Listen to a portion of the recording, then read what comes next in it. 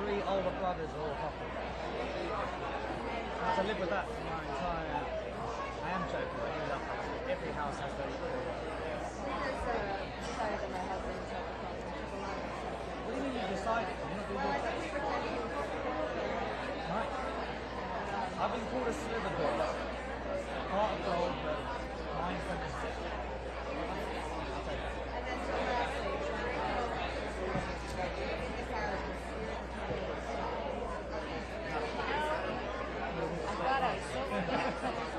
I'm sure you wouldn't be smiling. What happened?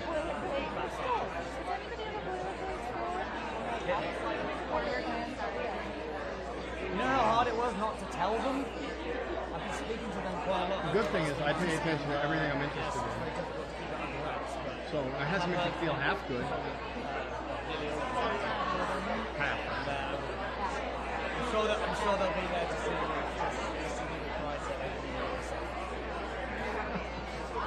Thank you very much. Cheers. What's up, sir? This is Gino. Yeah. Tom. How's it going? Yeah, I know who you are. In 3, in 2, and rolling. All right. And action. In action. Okay. So this fall, Malfoy returns. Yes. Tell me a little bit about reliving that journey as the older version of your character. Well, I'm yet to do it, but yes, Draco is back, or at least in my shoes, but a much older Draco. He's actually the same age as me now. He's 37, and he's a parent. I'm not sure if you're familiar with the show, but it's a very different Draco than the one the one that I grew up with. So I'm excited to relive it, but also to move forward with a whole other chapter of his life. Is he a kinder, gentler Draco? Yeah. No, he is. I think in my mind, he doesn't want to be the product of his parenting. I think Draco had a rather crap dad, for lack of a better word, and he's keen to make sure that he's better than that. Are you surprised at how the Potter genre has continued outside of the films and the books, the films, and then the stage version, which plays in the biggest theater on Broadway and sells out all the time? I mean, yes. Honestly, I think when we finished the films, we kind of expected the Wizarding World fandom flame to slowly sort of doused, but clearly it's not, and it's bigger than ever. And most fans that approach me now and shout Potter at me, they weren't even born when the first film was made. So it's pretty incredible to see it being passed down generation to generation. Yeah, it's a die-hard base. Anyway, thank you so much. The magic is alive. It is. Take care. Take care. Hi, how's it going? Oh, nice to meet you. Did that happen? Did it work? I mean, yeah. But, I had this later. Was there a big shot? Was there a big shift? What made that something that you wanted to do? How did that idea even get in your head? Well, honestly, it wasn't something that I saw coming. Huge fan of the show, obviously. David Yazbek. Yeah. Hi. I just never saw my son, David. How's it going? Good to see you again. Now as a dad. And a little closer to you. All right. Thank you. And come next to the camera, John. You. I'm good here. Roll it. Pretend you're Elmer McCurdy. Let go of to really play this different version. We good? Roll it. All right. Congratulations, first gentlemen. David, you write so much different stuff. But this is an interesting score. Tell me a little bit about the inspiration behind it. The inspiration is the story, always the story first. Takes place turn of the century and then a little later. Takes place very American. There's a lot of loud stuff. There's some soft stuff, loud and soft. And part of the inspiration is also this guy right here. Tell me a little bit about that, because it's not just entertaining, but it also feels like a history lesson. Okay, I think that's right. So what motivated you? The dark American twist of it all. I saw it first. And then the idea, like I know this off Broadway, you pick up an audience, but it doesn't always translate. What was the biggest challenge shifting from off Broadway to Broadway? We did the band's visit, David Cromer, and same idea, but that was a very quiet show that had to be brought into a big house. This Dead Outlaw is not a quiet show. There's a rock band, so bringing it into a big house was, I think, easier because you fill up the house with sand, you know. And then, you know, you make some changes in lights and some set stuff, but it was not painful to bring it into a larger house. Anything you want to add to that? No. Good. Thank you. All right, ladies and gentlemen, have fun. Thank you. Good seeing you. Good to see you. David Yazbek. David, the composer. He's done everything. He's done. He won a Tony for Band's Visit. He did Mrs. Doubtfire. David Yazbek. I don't know the other guy. It's an amazing. He wasn't really talking about it. Which I didn't care. David Yazbek, I like. But if you look him up, all the shows that you love, All right. I guarantee you, he's some of the shows that you love, he did the music for.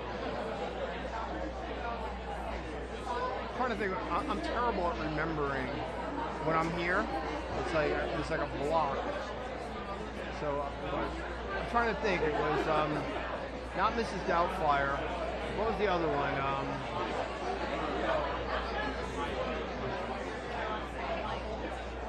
What was the one? Tootsie. He did Tootsie. Those I remember because I interviewed him for Band's Visit, Tootsie for sure. But there's a lot of others. What? I guess they're doing it right here. Right there.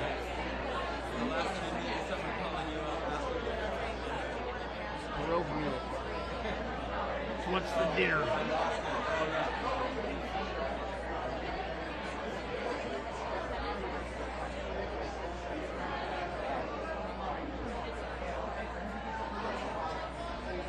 There's James Iglehart.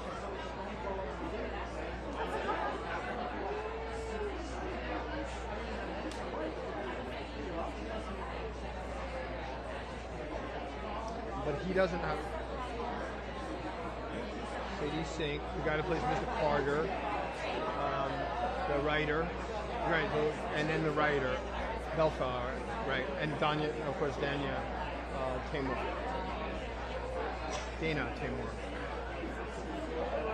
Now, I wish I would have had time to put her in. Well, it was 40 minutes, but she says a great bite because I always like, you know,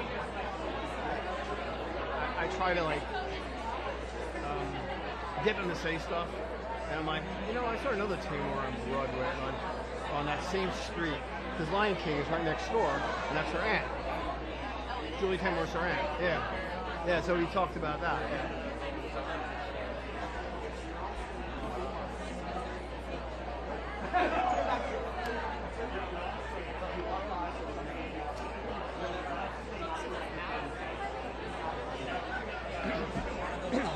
I don't think so. I mean, sometimes, but I don't think she's.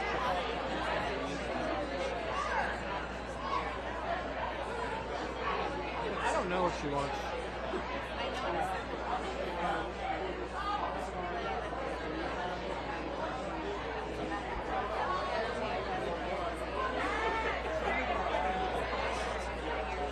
I know what you're talking about. Hold on.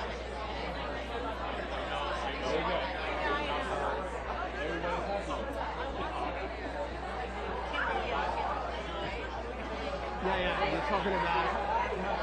Yeah, I know right, you're talking about. What the hell's her name? Ooh, man, because that's the David David. Who wrote Kimberly Tumbo? David, he's the same guy who wrote Rabbit Hole. What the hell's his name? So here's my carpet amnesia.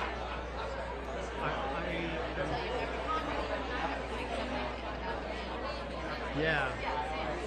But not only that, once I'm like mentally so locked in, like simple stuff, I have to write myself keywords because to be spontaneous, it doesn't come out the same way. So it's like I forgot like that guy wrote was the main guy in Ugly Betty, writing Ugly Betty. But I was just like, when you asked me. I was like, what was that show? Oh, I knew all that, but I couldn't like name them from the top of my tongue.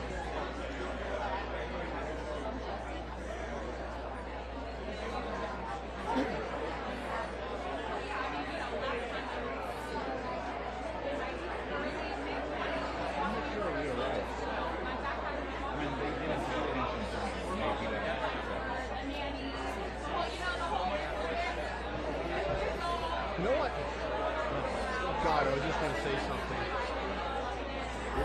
I'm listening to you. Yeah? Everything you say. Everything. All right. The whole thing is heard. Who is this John Carucci, man? I know. The guy really impresses me. Oh my God.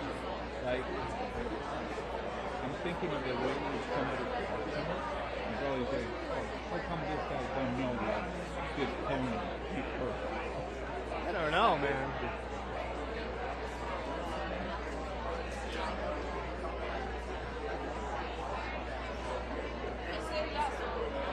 Oh, okay.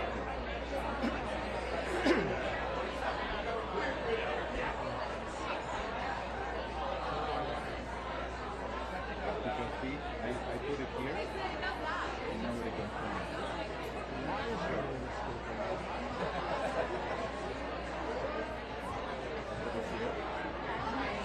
But nobody will check. But yeah, okay.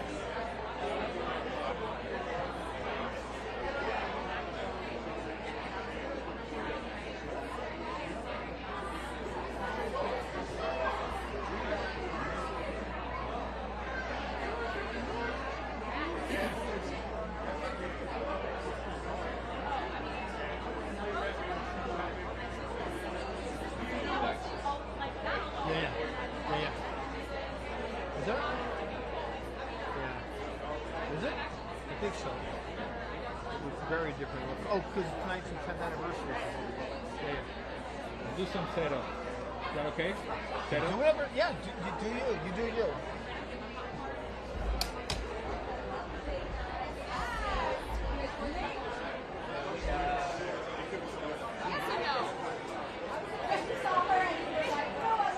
I never said it to my staff. It's like, look, I need to compete. I can't just totally disappear.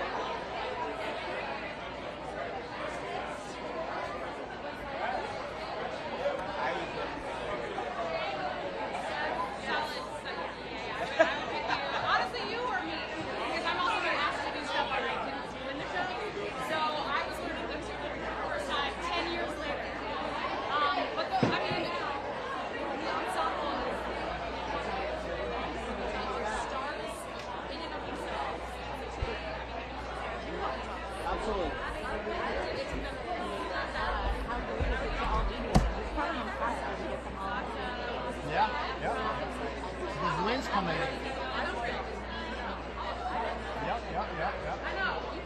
Sounds good. I'm just fighting over. So, you're with WG, right? Yes. Okay. And who's with? Emmy, Okay. his wife, Okay. is also in Hamilton. Yeah, trying to make sure. Yeah. Hey.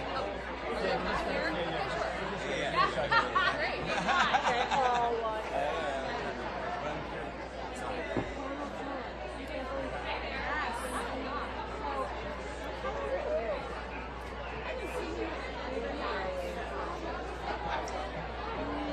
What were you saying? Oh, yeah, forget it. Yeah, I got it.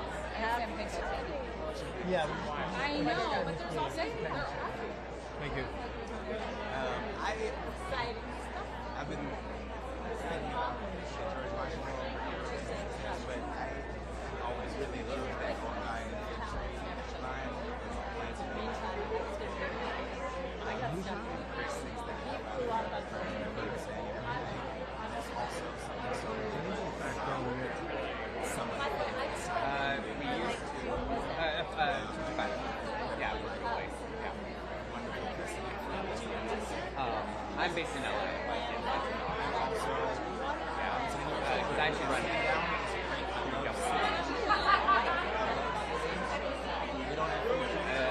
Like 95%. I'm out here a lot. I've always Like I saw 5 this week. The last time I was here, I saw 5.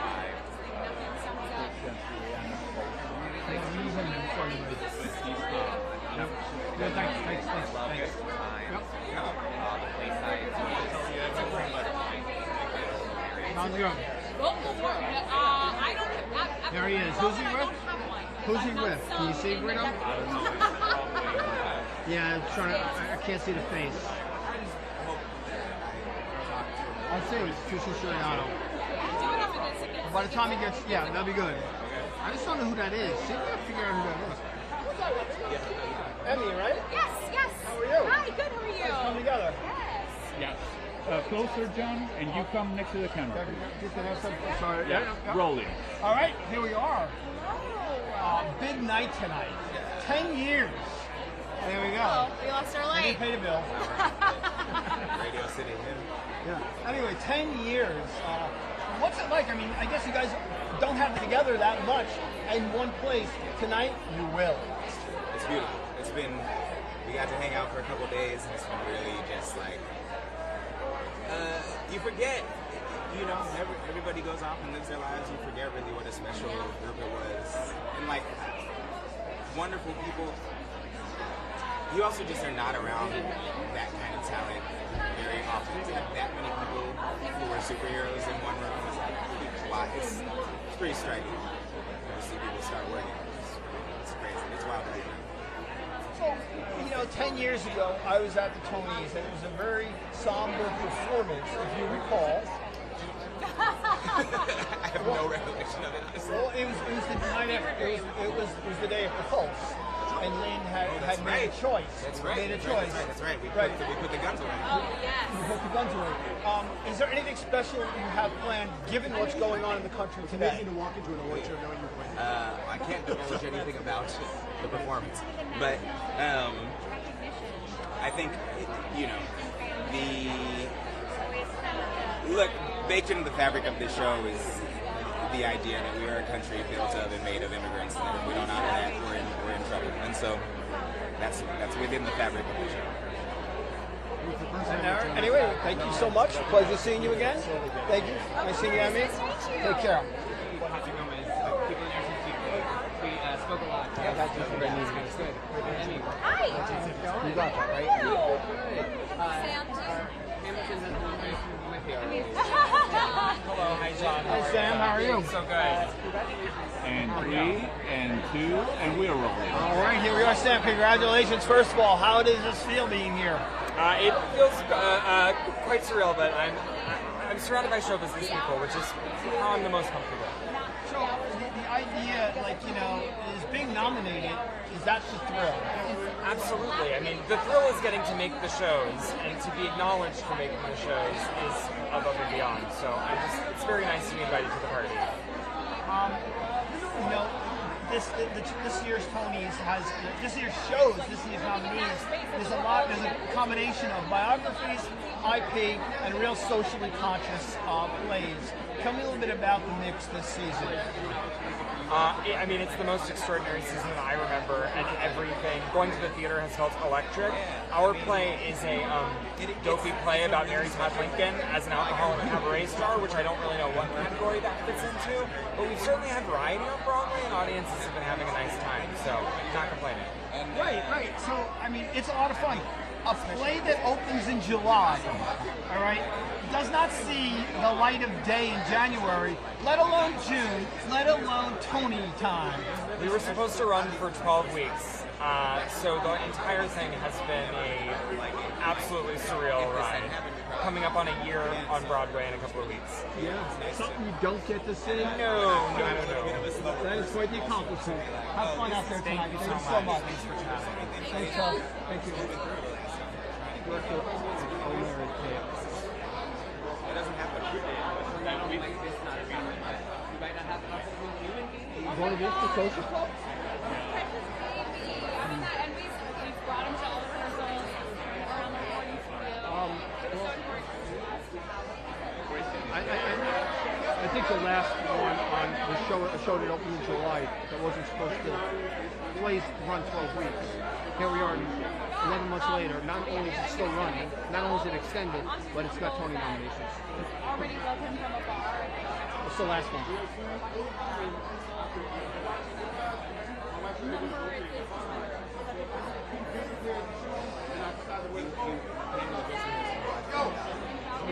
Where's Christian? Oh, you see him over there. With the Yeah, sure.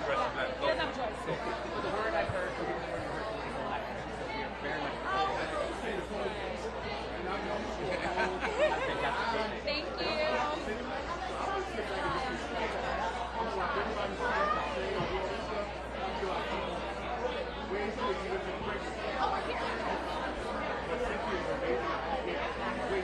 She's just a performance artist that he dressed. But with Chris Ashana or something. But he's just so.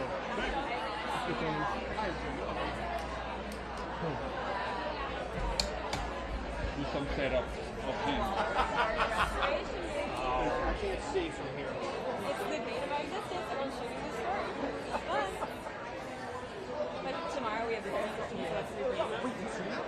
No, We're about to break up. I will not award show. This is everybody coming together to say we are one family and we are not separate. And we are not going to stop. The stories that we have to tell must be told, whether they are prescient.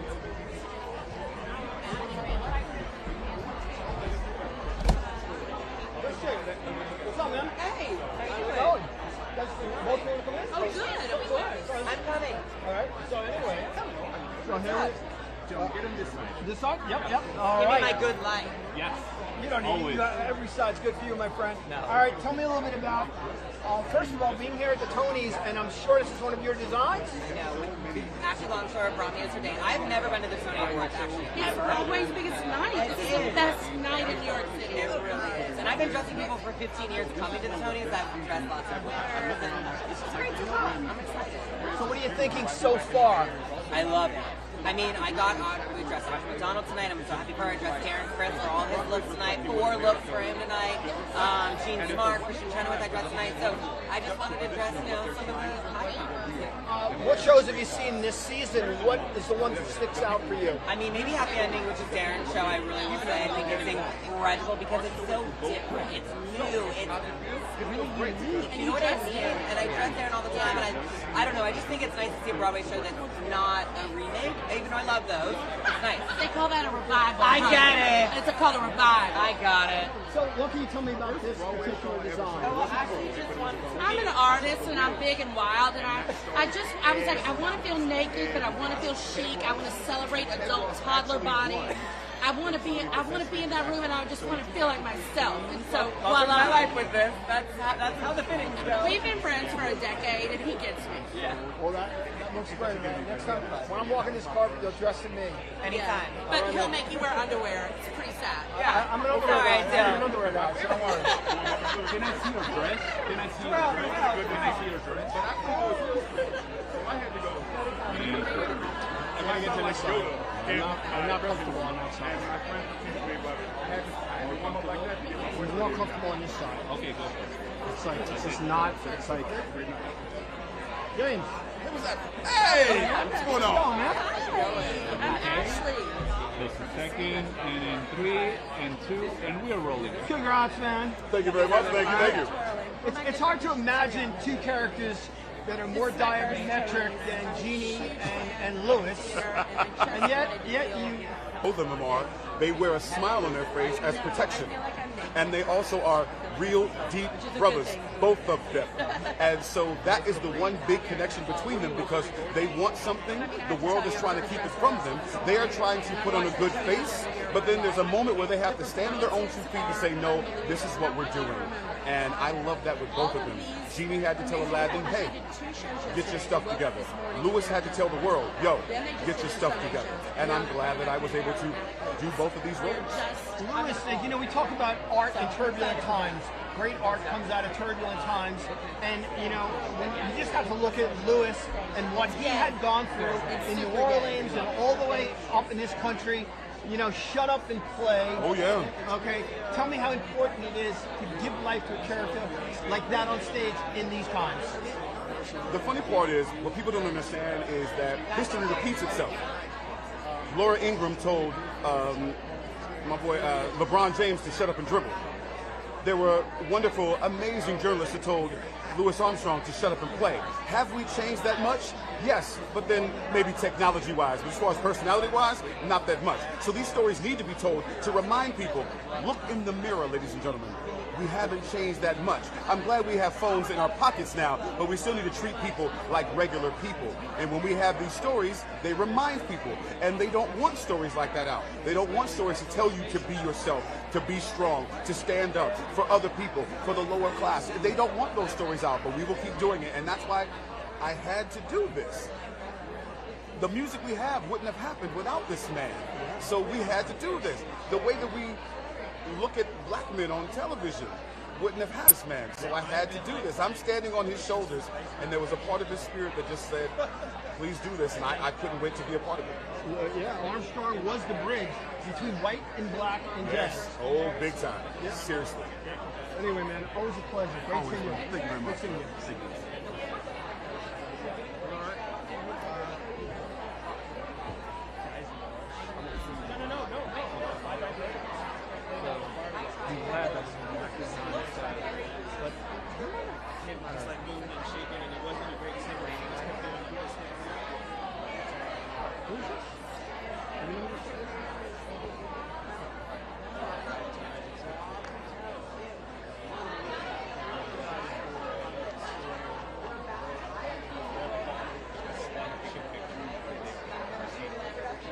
Yes, that's Camille Brown.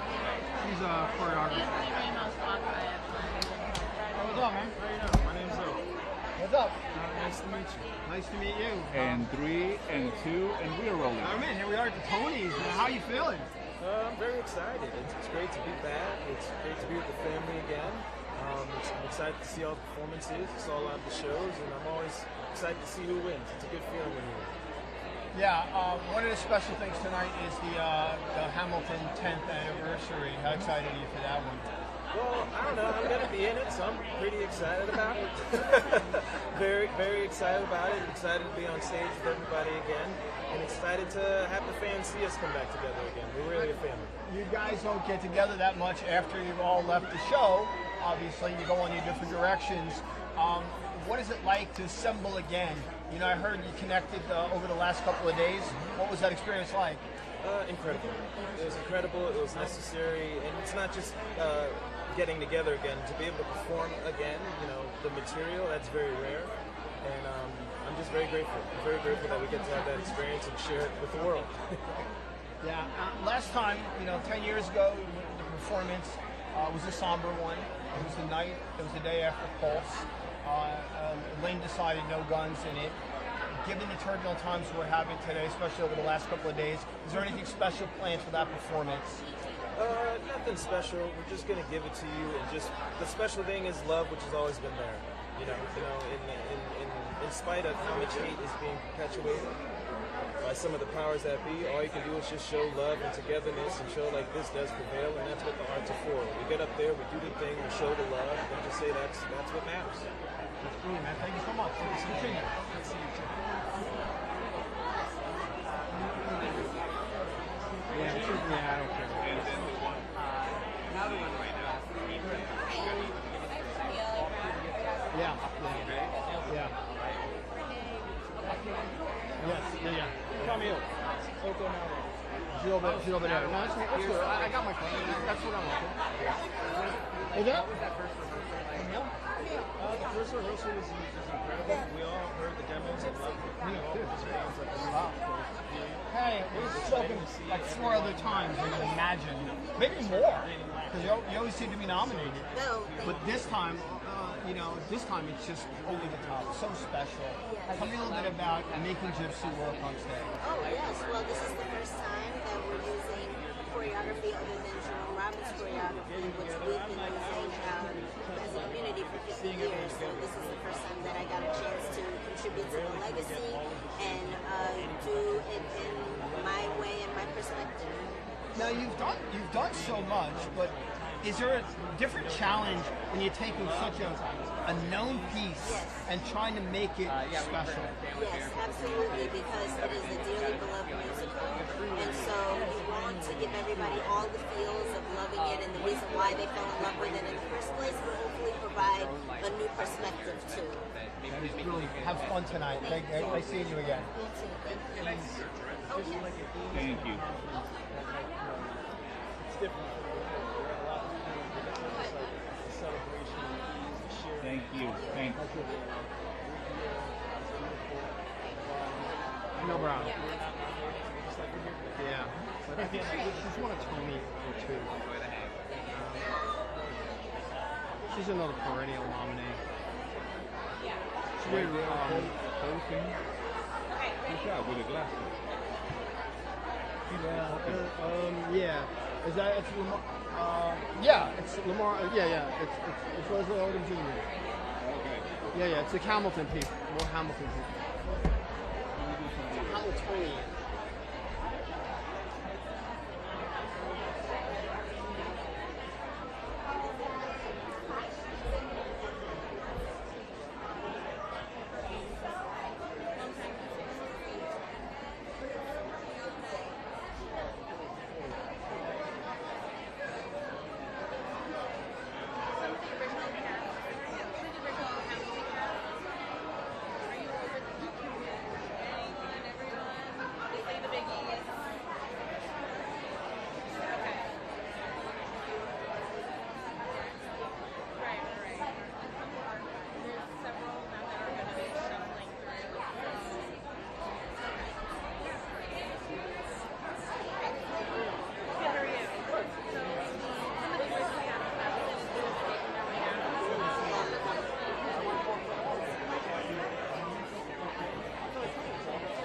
John?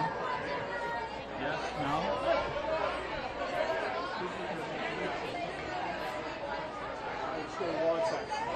Yeah? Yeah. Stay with me. Okay.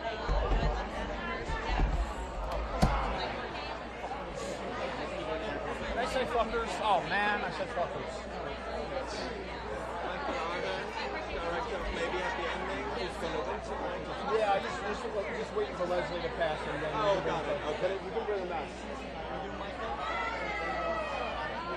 Leslie. Okay. What's that? Yeah, but I just want to. He's trying not to talk.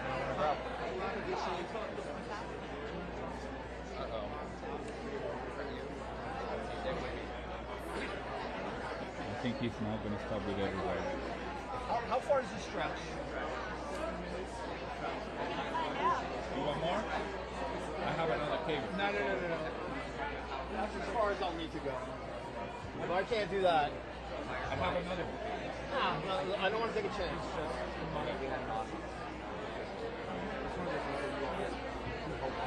And then start looking all the way further on the right, take a picture of you next to the Tony sign.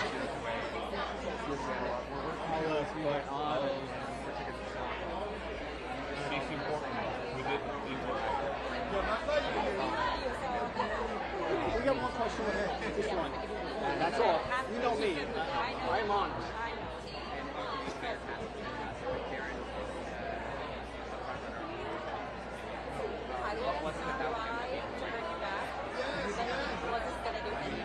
The moment I read this, so that was what you just spoke about. So I went to my desk. Got sensitivity.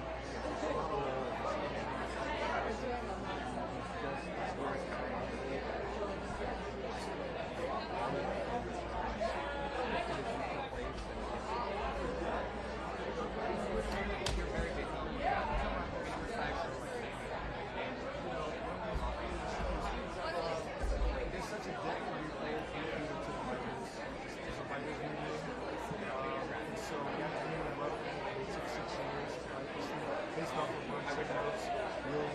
So,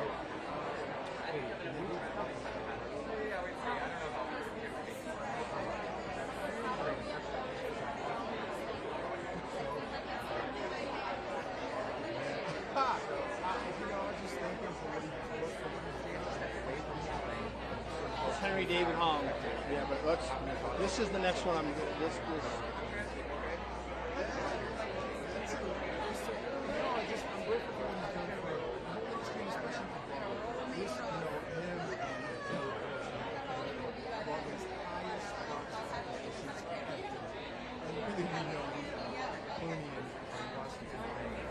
Which I've never done in the kitchen.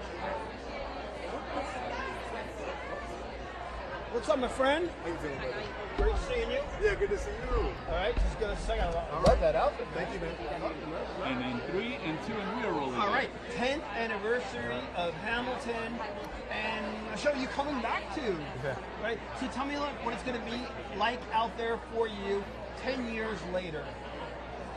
I don't know, but I really kind of count myself among Hamilton's first group of original fans. I was a fan of the show and what Lynn created, and so I'm going to be there celebrating this achievement, this 10-year achievement that so few shows get a milestone like this. So I'll be cheering the show on like everybody else. And then going back in. That's right. Can't wait. Good to see you, man.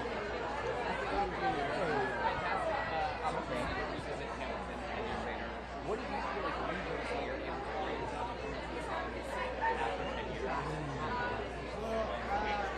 it's what I the first time around when I tried to Yeah. so I'm not the same person. The next person we want is talking to Access. Because what's going to happen is the shows are letting out now and they're all getting dressed. We're going to get hit with a glut of actors. Right in front of your face.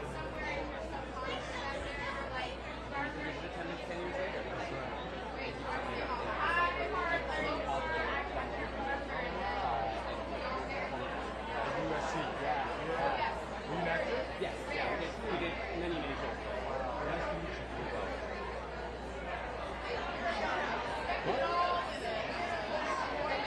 Sorry, are you taking creatives or just actors?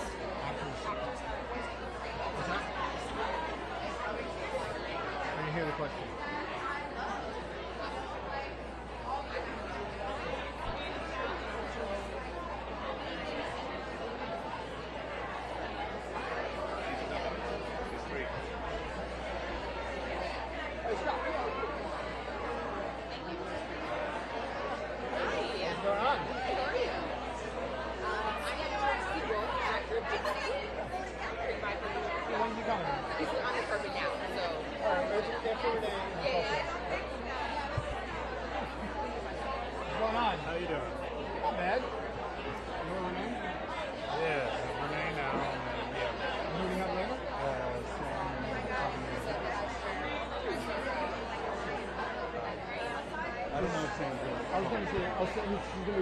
He might. He's going to do pictures, but CBD on. Oh, yeah. That'd be awesome. If he does. We did an extended interview package. It's on YouTube now. Her whole interview is up. Oh, cool. If you look up on the AP Entertainment site for extended, that's awesome. you'll see it, yeah.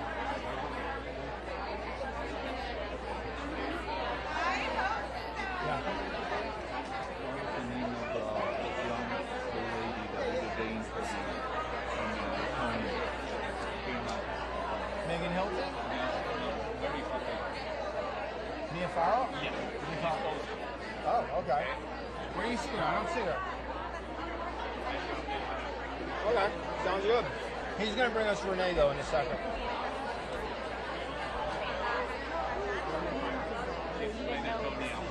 Wait, hold on. Two of you talking at the same time.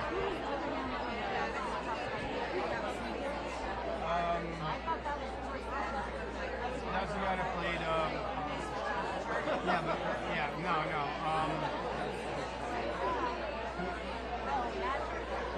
he plays the abolitionist guy. Yeah, I forget. Well, just look it up. Yeah, her plays Mulligan. Yeah. Scott. What's your name? Yeah.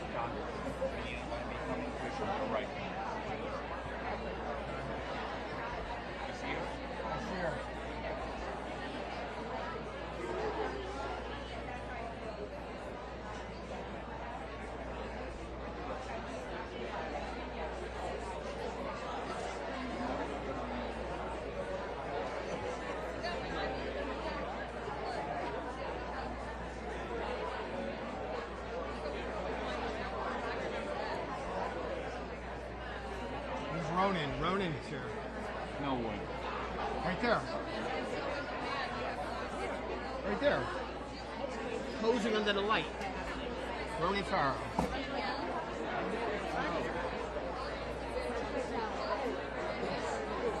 Rosie Perez. Okay.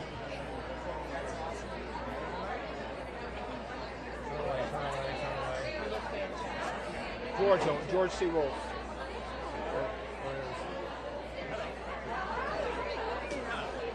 George C. Wolfe directed Gypsy.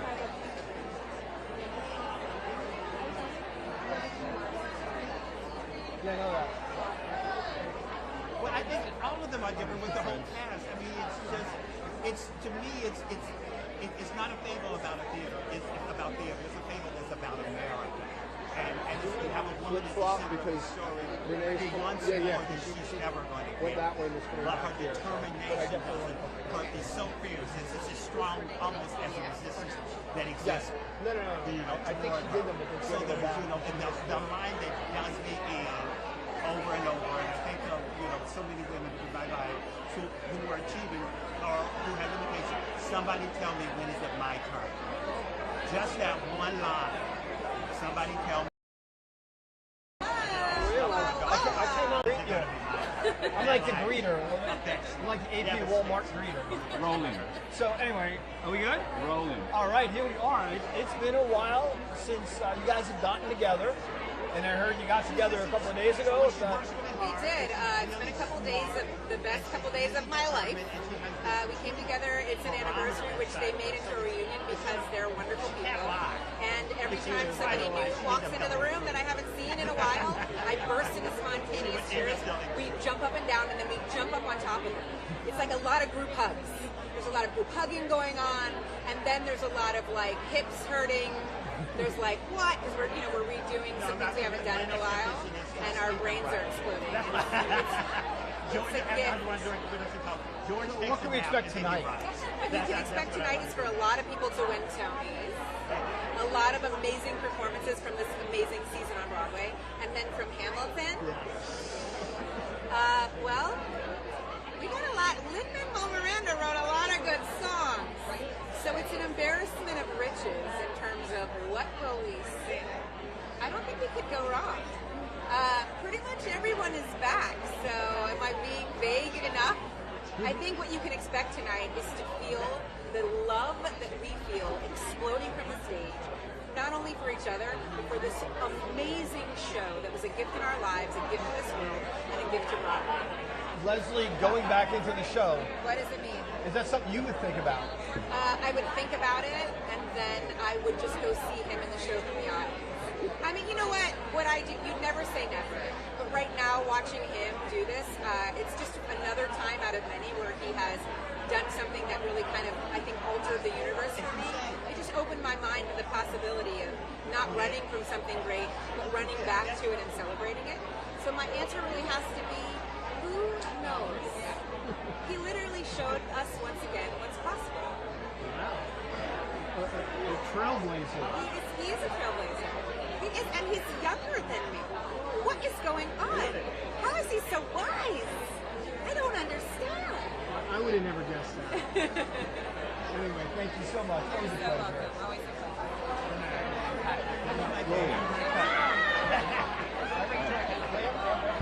Coming back.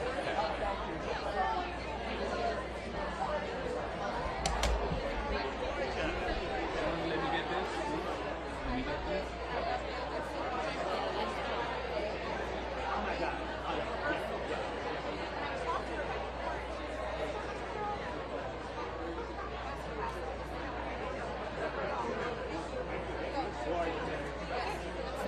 What's up, sir? Hello, how are you?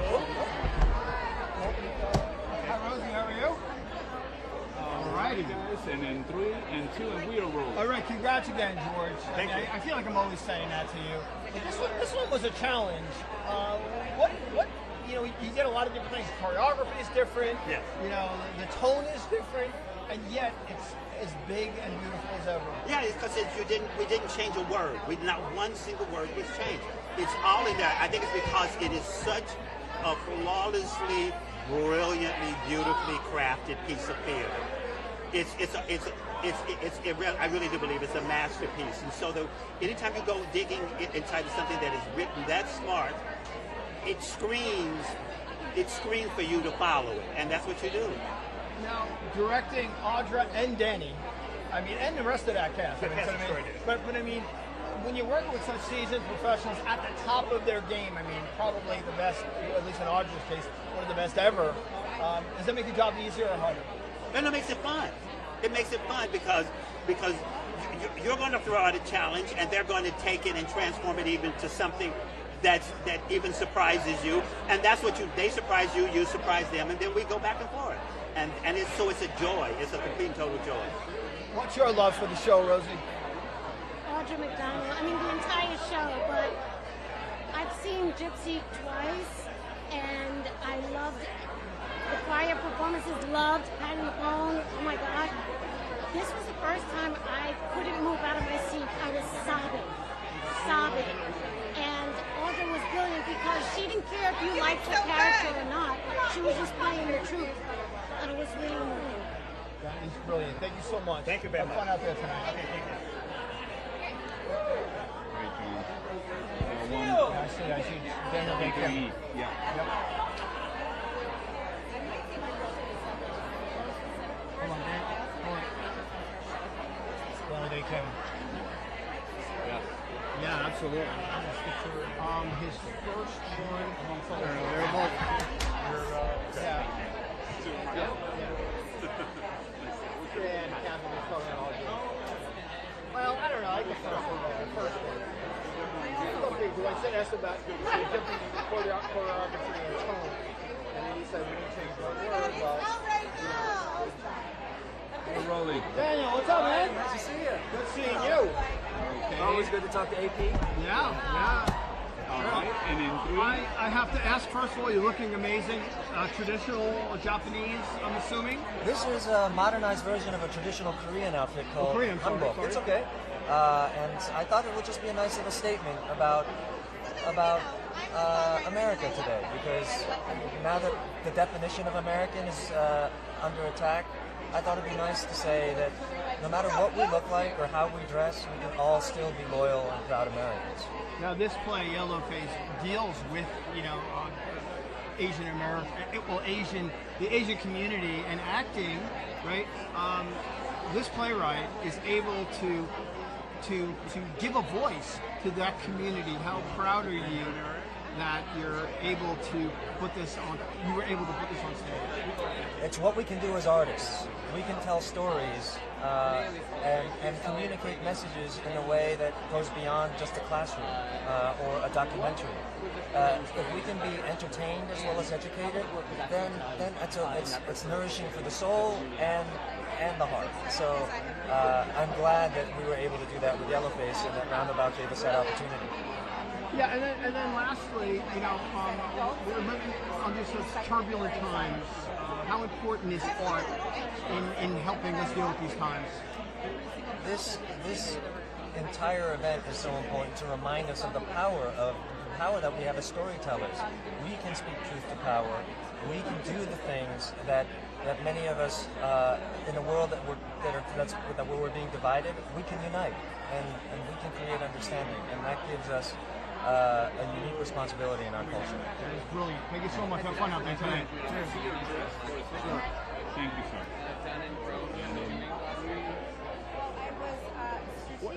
What's it called again? Hanbok. Hanbok. Thank you.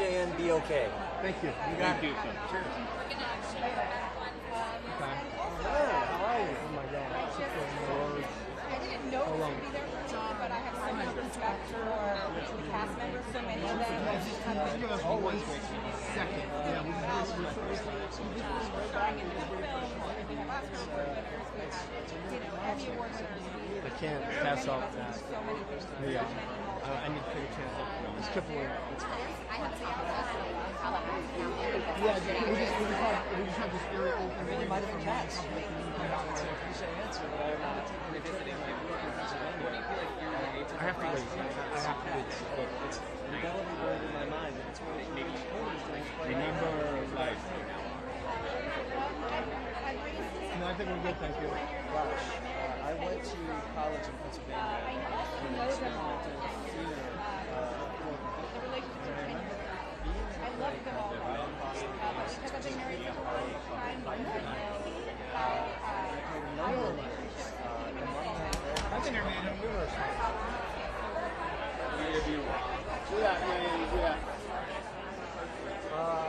Yeah, I absolutely do hope you're not excited.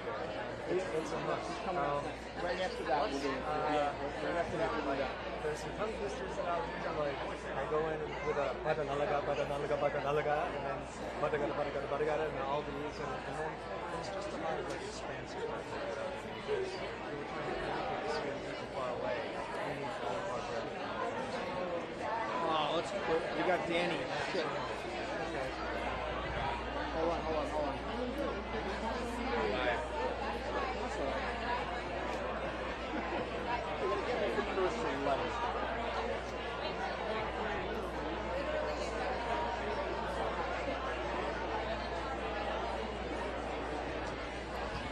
Ariana, how's it going? What are your words for Cynthia tonight? She's got this. She doesn't need any words from me.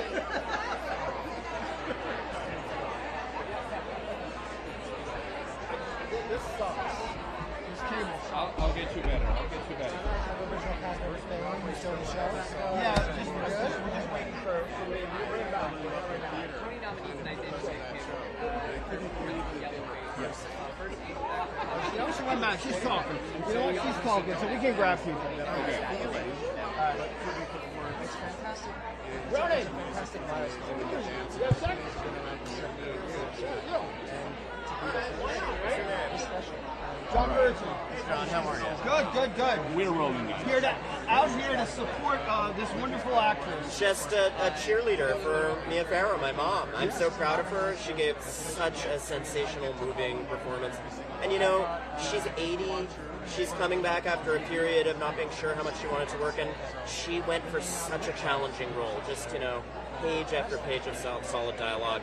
Worked her ass off all year and just killed it. It's how I want to be at that age. I'm so proud of her. When I interviewed her after she was nominated, she didn't talk about that. She talked about the courage of her son and all that he went through to put out an important story. Tell me about your relationship and how you support one another so much. That's really moving. Well, I was very lucky to have from her a really strong set of values and a spirit of public service.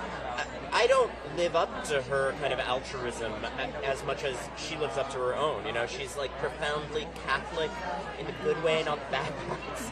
And I inherited, I think, a little of that, and that I do push myself in my work to try to do something that's mission-oriented and can maybe help shed light on what's happening in the country for people. So I'm trying to do that in earnest, but I also think that what she does gives to people. It broadens emotional horizons, the way she can tell a story. So I'm so happy to see that recognized. And she loves Broadway and the Broadway community, so it's a fun night for her. Brilliant. Thank you so much. Yeah, thank you. Good to see you. At its heart, it's a relationship between a mother and a daughter. So there's some really great. Acting moments as well as good to see you. Christopher Jackson. Christopher Jackson. How far down is it? Hey, Dan! Kenny! AJ? He's coming. Danny Bernstein. Just following him. Thank you. There you go, man. I'll be quick. Yeah, wonderful. All right, great seeing you again. Thank you so much. All Great right. to see you. Yeah. Here we are, another Tony's, and this one is special. I remember you said something to me about Santon. You had a conversation with Stephen, and he said it doesn't get much better than Gypsy. That is true. That is an exact quote about what Steve said to me. He said, that Gypsy is one of the great musicals. In fact, it doesn't get much better than Gypsy. So does this night get much better for Danny to get the recognition for this show? Well, it's always a wonderful pat on the back. There's nothing bad about being nominated for a Tony Award. Look at all this craziness that goes on, but it's so much fun. And 1 million people come up to you and tell you how great you are. What could be bad about that? That's brilliant. Thank you so much. Well done, man. Great.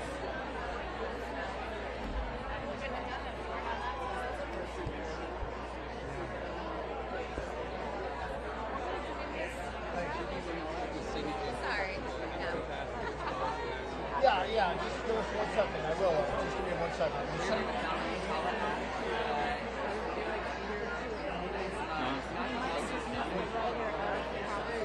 I know, it is Dana Taymor. You got a longer one? Wait. That's the guy from Proctor. I'll take Danya. Wait, actually, hold on 1 second. We are just here right away. So just stand by. Are we good? Can you hear me? Yeah. What do you think? What's that? Yeah, no. She was with John, this guy. I don't know.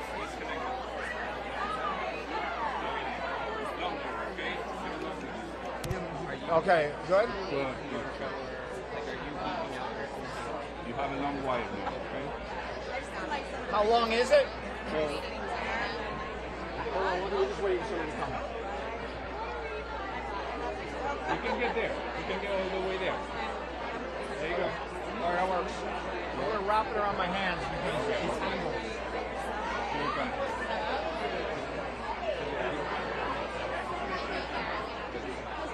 Just make sure nobody trips. Well, I'm going to stay here. Because we're alive. Did you get it? Hold on. And there's Brandon Jacobs Jenkins. Okay. I'm ready.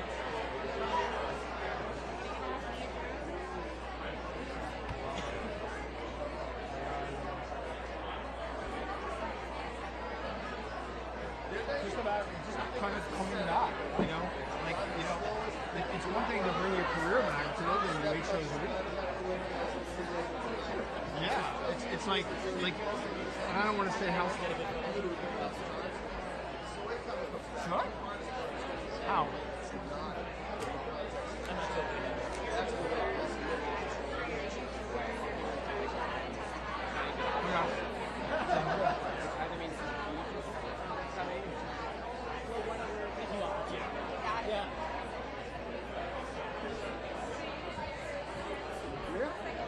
Oh, sorry.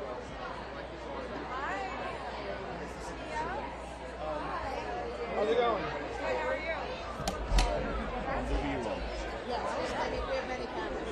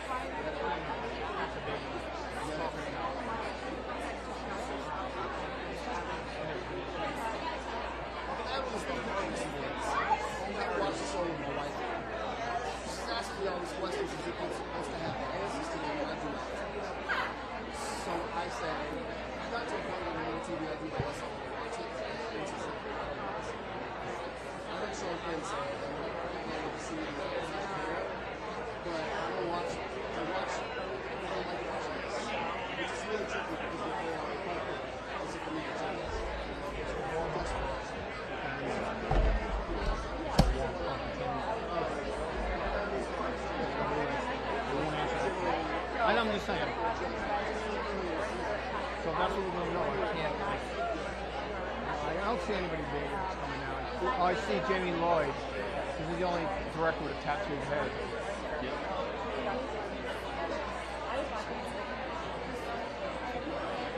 Other than that, no much. Yeah. But we know it's going to get big. It's going to get. They're all getting out of their shows, especially the 2-act shows.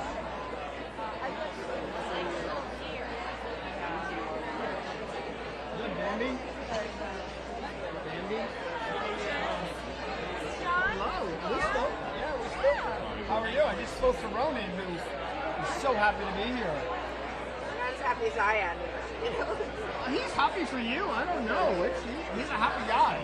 Anyway, congratulations again. I have to ask you, what made you, I don't want to say retired, but you were not doing as much on your own. What made you want to come back to 8 shows a week in that grind? It was the confluence of a play that seemed worth doing, brought to me by a friend, a director, who was worth working with. A play written by a playwright, Jen Silverman, who, in my view, is a wonderful playwright. And then when Patty LaPone agreed to do it, everything fell into place. And Ronan said, "You have to do it." So it was a little nudge from my son, some little Jiminy Cricket saying, "You should do this." So I'm actually very good at doing nothing. I have a dog, I have grandchildren, I live in the country, I have a garden, I read a lot, I listen to music, and I'm not an unhappy person. So I don't need to be changing that, but I'm very glad I did. Now, the run is over. You had a great run, you and Patty. Have you spoken to Patty? You know she's had a rough time over the last couple of days. I can say 2 things. One, my time with Patty was wonderful. She's the most wonderful roommate, stage companion you could ever ask for. And it was a two-hander, our play. There was only 2 of us, 8 shifts a week. So if there were any negative, I would know. She was wonderful. The other thing I want to say is this is the most beautiful community I've ever been privileged to be among. And the fact that people of this magnitude of talent have been so welcoming to me has been more than I can say. So I'm so honored tonight to be on this Tony nomination and be among the people that I'm awed by. I have no words to say. It's great upon great. Okay, well, thank you so much. Thank you. I'm happy with the energy. Yeah, Jamie Lloyd.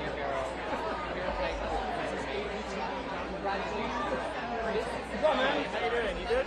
You good? You good? Yeah, I'm good. All right, man. And 3, 2, we are rolling. All right, congrats, first of all. Let me ask you, what gave you the confidence to take this very known work and give it such a fresh coat of paint? I love this show, and it's so intrinsically linked to that original brilliant Trevor Nunn production. But I love finding another way of, telling the story with all the work that we do, like another way of trying the emotional, psychological journey, climbing up with a new aesthetic, and it's part of the sport of it. So what gives me the confidence is kind of like just this kind of joy in discovering a different way of approaching this work. So what's so thrilling is that the score, this amazing score by Andrew, is so inspiring. So you kind of just listen, you put that album on, you listen to the score, and then your imagination runs riot. Last question, Nicole. What made you believe that she could be Norma Desmond? Nicole, who I think she's giving us a performance for the ages. I think it's an exceptional performance, and really, it's really an understanding that she has such a connection to Norma Desmond's journey.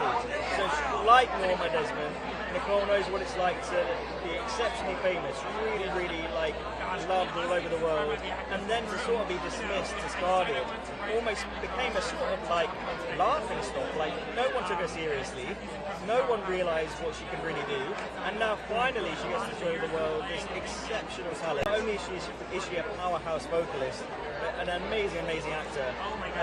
So I just know what that's like to, like Norma, she's like desperate for the world to see what she can really do, and Nicole is doing it, and then some. It's brilliant. Thank you so much. Thanks so much.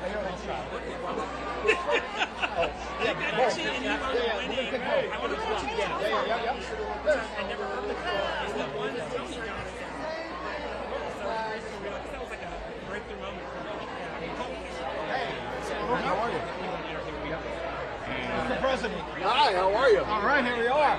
I'm talking to so many of you tonight. I haven't seen this many since the opening night of Hamilton. Yeah, that's pretty much it. We're all here. You all got to hang out a couple of days ago? Tell me about that. We got right to work. We started rehearsing, recording, then choreo and dress rehearsal, and we're here.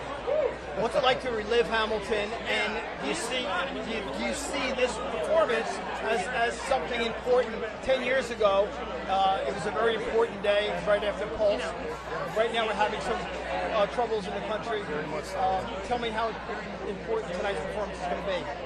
I don't think that there's a single person in our community that doesn't have a mind and a heart for the things that are happening in the world. As artists, our job is to create something to evoke people's thoughts, emotions that extend beyond just the show that we're doing. And so what we're doing is we've always seen it as an extension of trying to just make the world a little bit better with the right ideas, or just encouraging conversation and ideas. So anytime we get together, I feel like it's an extension of that, and the Times, much like our show, have defined the response to our show in the strength of this message. That's brilliant, man. Thank you so much. Pleasure, sir. Right next door. We're getting home team.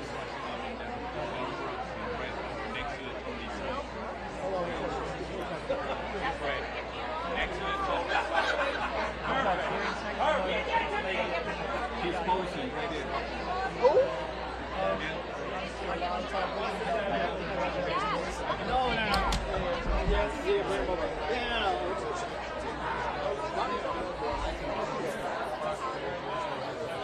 What's up, man? How are you? Look, great out.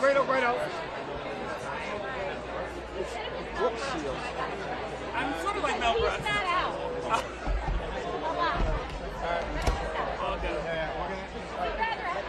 And 3 and 2 and we're rolling. That's my purpose right now. To talk to you. Oh, well, here we are. So here we are, man. Congratulations. So much love for this show. Oh my God, it's been amazing. It's been amazing, and I think it's happened, honestly, is the actors who are giving, I think, some of the best performances on stage right now. I mean, you got Carol Young, you got Lennox, you got John Michael, Tanya. Yeah. You got Felicia Rashad behind the scenes. Yeah. Tell me a little bit about the message that this has that crosses all barriers. Yeah. Well, for me, it's about, if people come away from this with anything, I want people to really think about their families as a space to feel no shame, right? I want people to go home and have conversations with their family members they thought they would never have, because it should be the safest, sanest place in your life, right? So that's really the message. No shame. And then, obviously this started out as something you did with Chris Steppenwolf, kind of an actor project. Yep. Tell me what it has boiled over into. Yeah, I mean, it's still an actor project. It's the same, pretty much the original cast from Chicago. I think what's been wild is the audience response. I mean, we really thought this was going to be like a little regional Chicago show, but people have been like in love with us. I mean, some of these audiences are completely raucous to the point that the actors have to take the show back. And I think that, like, for whatever reason, it's become a thing that people are bringing families to. We're just very lucky. Who would have known? Like, we had no idea what was in store for us. So it's really a blessing. Thank you so much. Yes.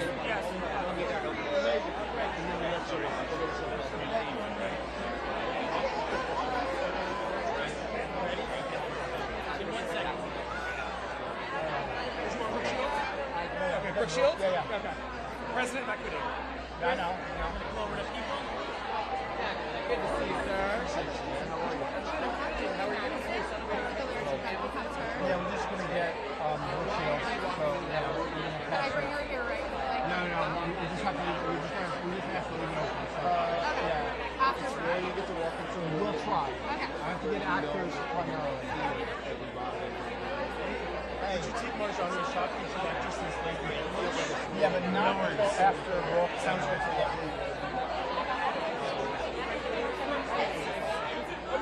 Yeah. Oh, it's brand new Golden Seconds. It took seconds. As soon as you hear the music, it was on. Yeah. She's good. Well, get Brooke. All right. And then we want the guy talking to Mona. That's the guy from Dead Outlaw.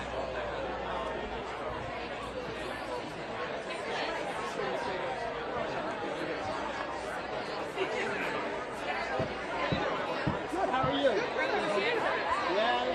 Miss Alicia. It's my girl. Well, give her a call. I do talk on the phone. Oh, I want to see her. I want to see her.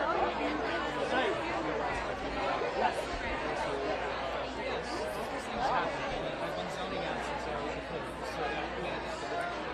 So we'll probably flip-flop Brooke and Andrew. I just like having a little extra, you know, like Well, no, I mean, it depends on what happens. It's not a flip-flop.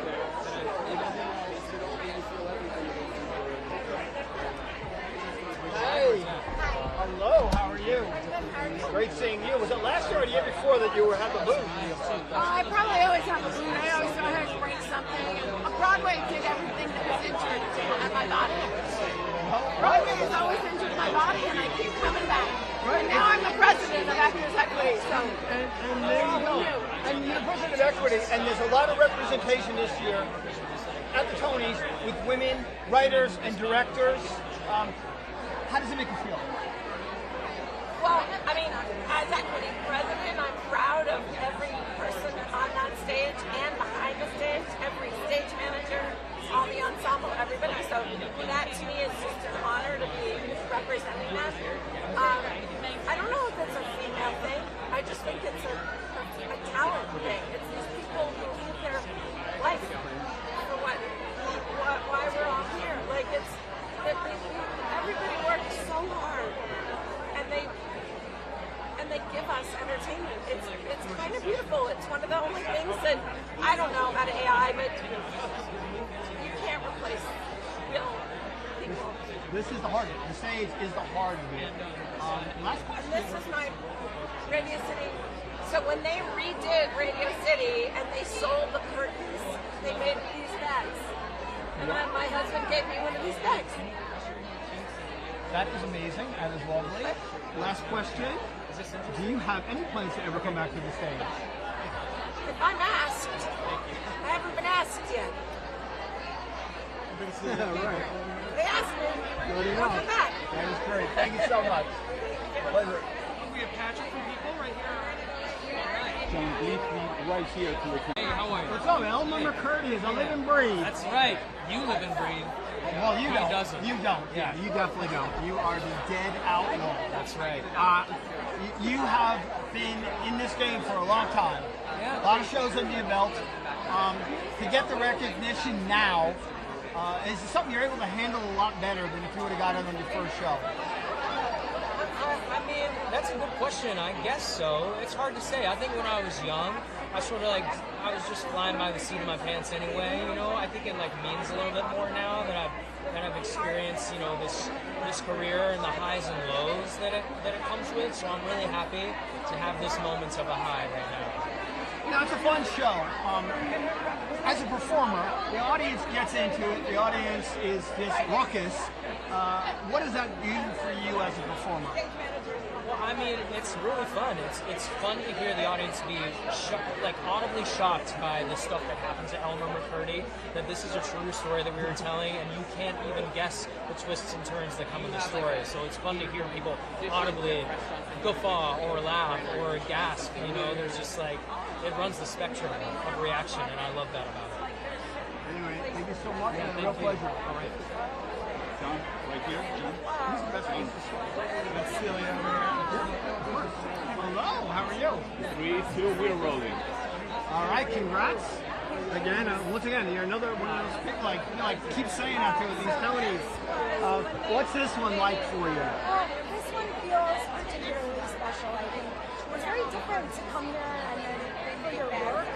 on stage, and this one is about my work in social justice and humanitarian space, and to be recognized for that, like, I don't know that I ever thought I was going to get an award for that. Yeah, I mean, it's a great community, and when it gives the love, it's great love. It is, and there are so many humans and artists that I admire who are in this room, so that I get to accept this award in front of all of them is really.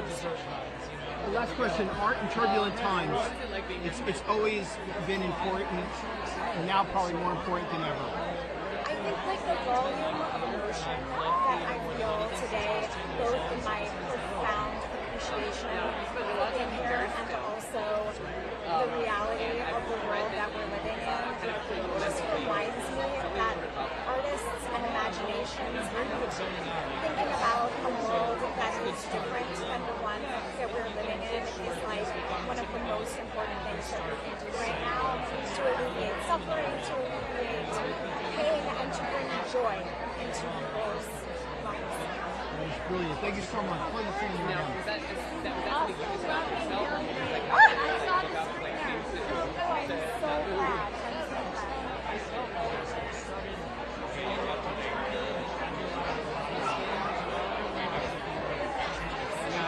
It's Kristen Chenoweth.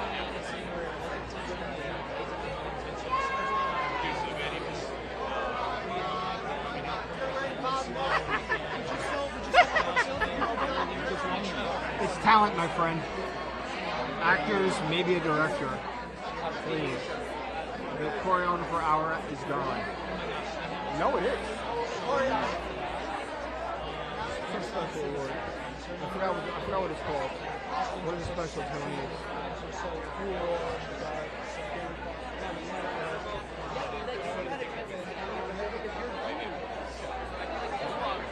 Chenoweth.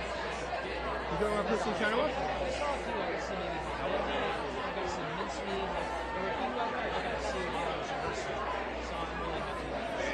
Oh, that's I think that's the guy. Thank you.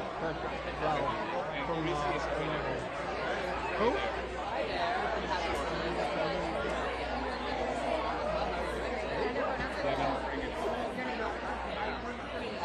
I don't see who you're talking about.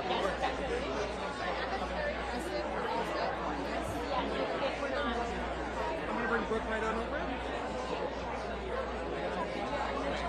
I know. Thanks.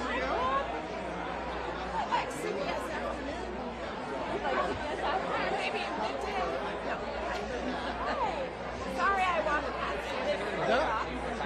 No problem. Made from the curtain of the old Radio City, and they redid it.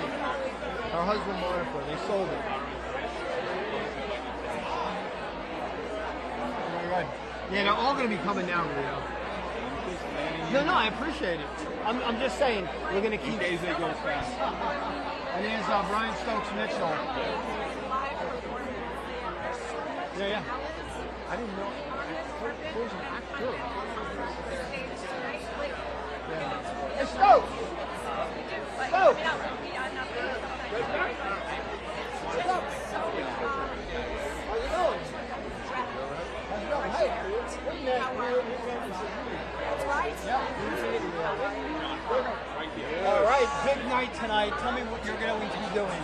What am I going to be doing tonight? Tonight I'm the official announcer of the Tonys, so you will be hearing my voice all through both of the shows, actually. I mean, it's like their voice is booming, my friend. And even more booming when I'm coming over those huge speakers in Radio City Music Hall. Right, as opposed to singing out your window. Yeah, exactly. This will be much easier for me, actually. Special Tonys this year. So much social stuff out there. Some biographies, a little IP. What sticks out for you? What did you love? For the Special Tonys, Celia, because of her work, because of her association and relationship with Gavin, and she has been, throughout her career, not only an incredible actress, but an incredible advocate for what we do and for people that need her voice. Thank you so much. He's going to be here. He's doing it excellent. He's huge and he's 6'6". And he's 6'6"? Yeah. He's this big? Yeah, he's going to be here today. So. Good seeing you. Take care, man. Take care. Nice seeing you again.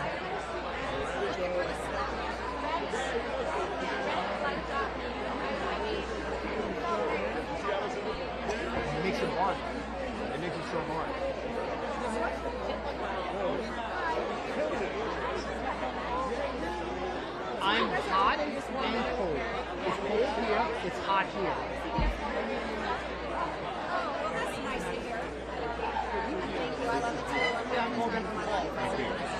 We want to get cold. Can I go to your area? What's that? No, we're going to get cold. We're going to go cold. If you have a spot open, Yeah, just everybody. Oh, 6:30. Just to make sure.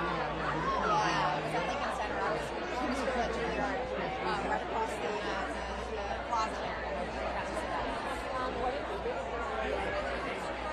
Oh God, when I was like in the fourth grade, I played Amanda. Great, nice seeing you.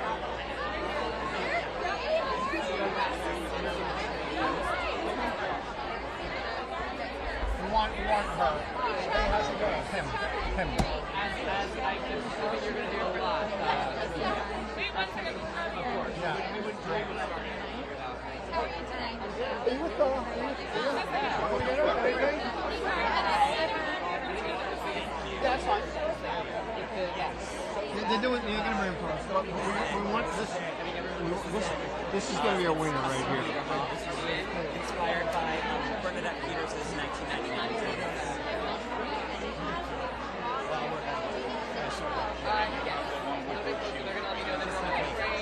Yeah, but right now this is. I can only think one at a time, Guido. This one is what I want next. I see them all. It's going to take a while anyway to get here.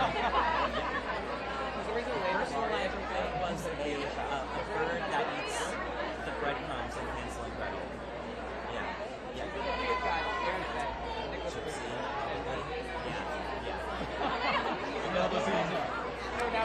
Yeah, I do a little bit of warm-ups, but most importantly, I do a lot of cool down.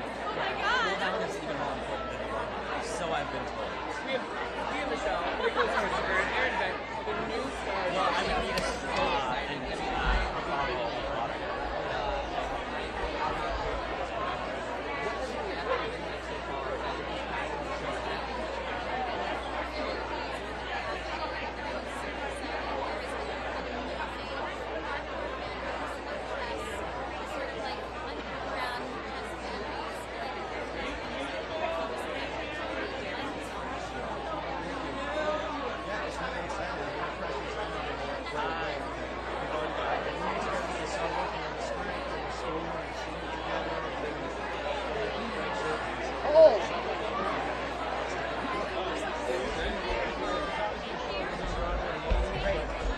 Hello, how you doing? Good, how are you? Good, very good. Yes. And then 3 and 2, and we are rolling. Congratulations, first of all. Thank you. All right, so here we are. Your show opened in July. Yes. 12-week run. Yeah. It's now June, and you're extended. Yeah. You don't see that in plays. Yeah. And you don't see Tony Love. And yet you guys have got it. How does it feel? It feels really good. I mean, there are no other words. It feels really good. I feel really good. I'm happy. Yeah. Is it extra special to do something so groundbreaking? You know, on so many levels, this show is revisionist. It's funny.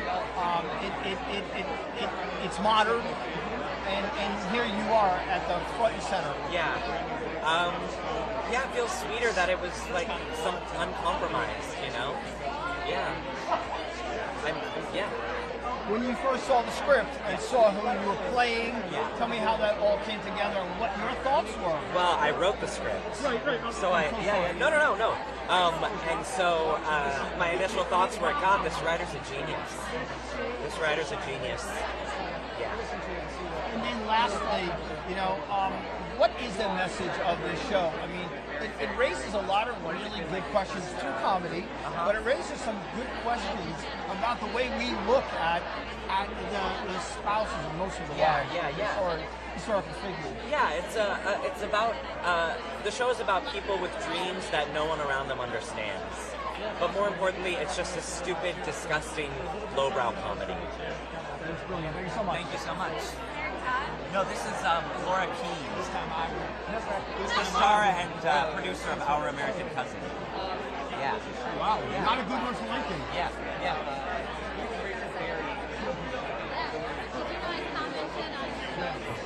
It's got to be 3.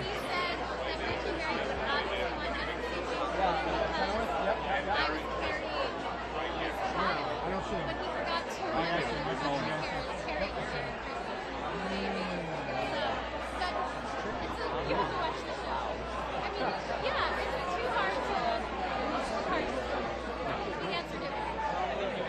Blow that. Damn. I'm so stupid. I'm so stupid. Because I asked all these, I asked a question that I knew the answer to, and it came out before I could process.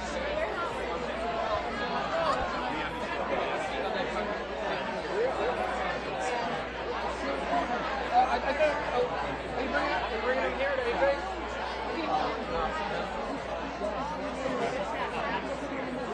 That's fine.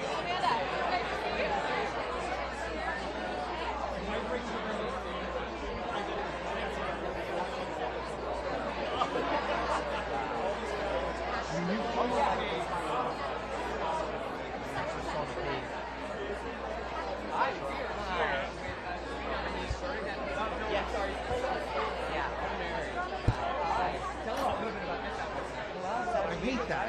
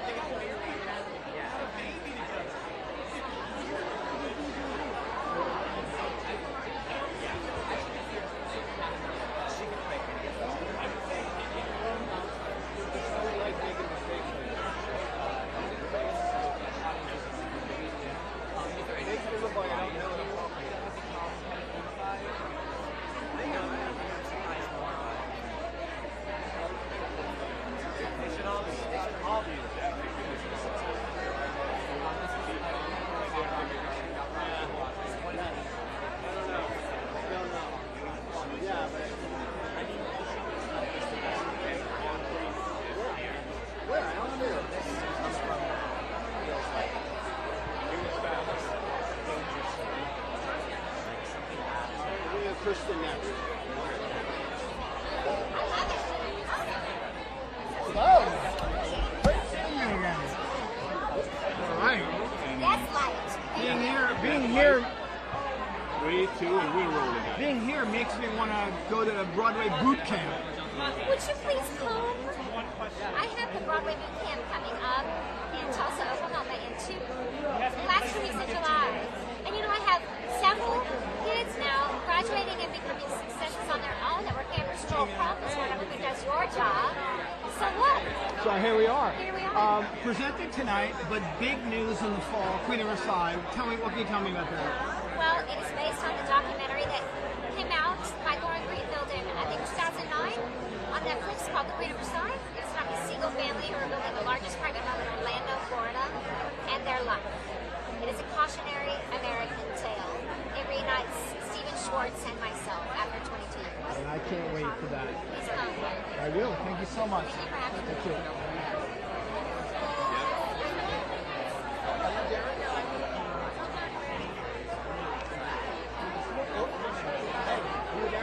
We're having to walk. I'm sorry. One question here. I'm ready, John. I'm ready, John.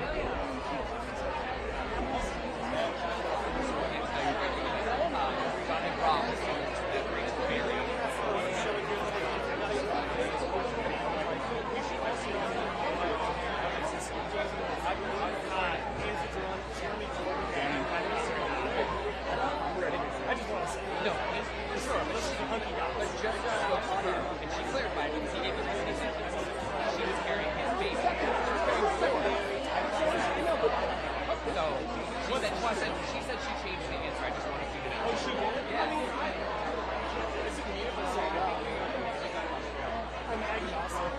You're not going to the Rachel Berry audience. It's fine. No, I mean, I saw that she would just say James, and I'll go, yeah. Well, she changed her answer to you. When I say one, I mean not here. I don't mean five. I mean one. I'm sure in real life. I'm ready.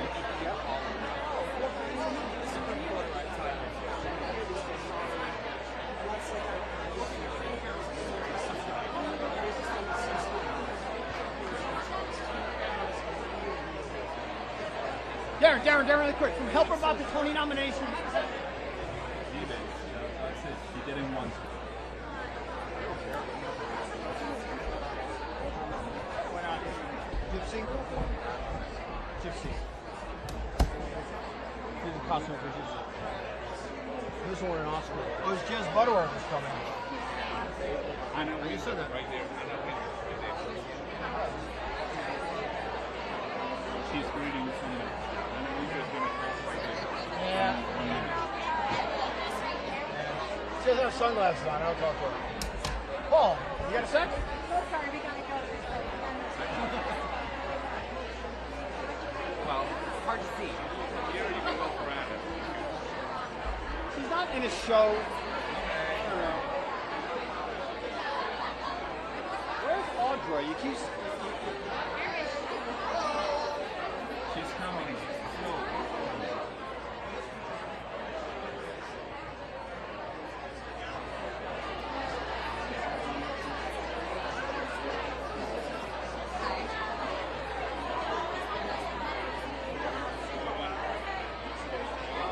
Maybe. Right now.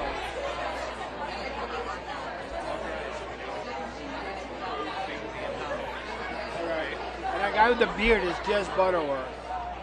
He's like 2 Tonys, Oscar, he's got everything.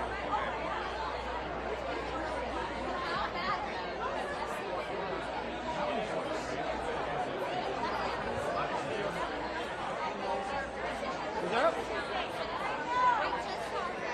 Yeah.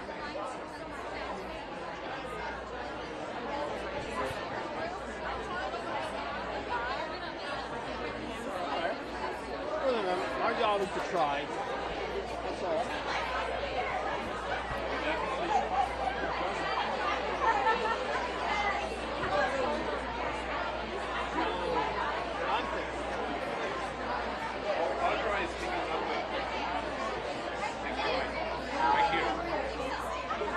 I can't go there.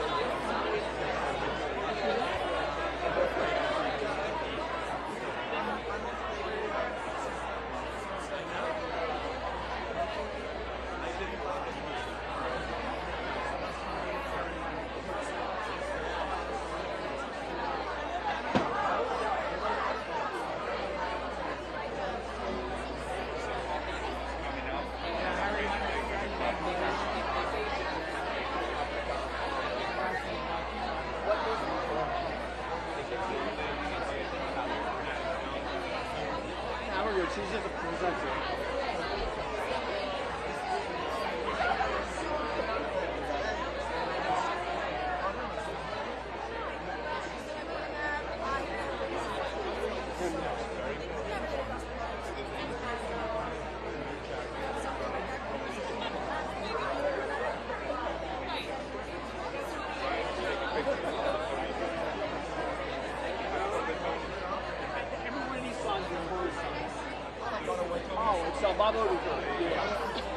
Every sequence of Tony's. Yeah, you're right. But that's a Tony Award. Okay, you're right. Yeah. Where is he now? Well, he won't be hard to spot. He's posing still. Yeah, let's keep an eye on him.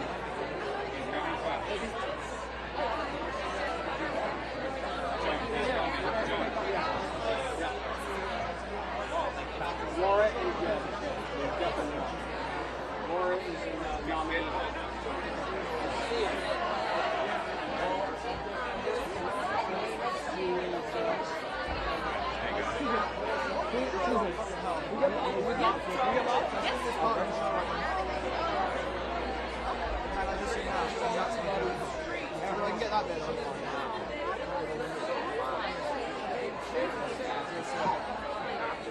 Yeah, I kind of say it's like you go to the gym and you lift like 10-pound weight every day.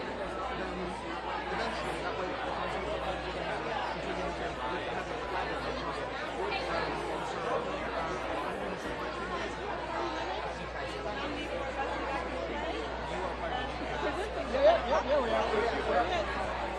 Time for one. How you doing, sir? I love the blacklist. Oh, I'm glad. All right. Just work with such a younger player like Brandon, who's able to transcend everything, including race, in his work. What was special about doing Purpose? Well, you know, he has a special ability to channel, I think, generations past, from Tennessee Williams to August Wilson to Shakespeare. You know, I just think he's a wonderful writer. His years belie his expertise, I think, in capturing dialogue and story. Brilliant. Thank you so much, sir.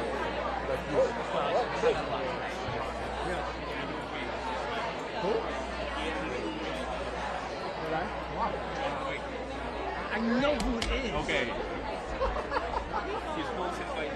Leo. Leo?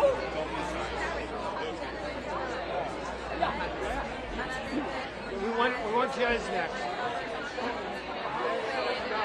Yeah.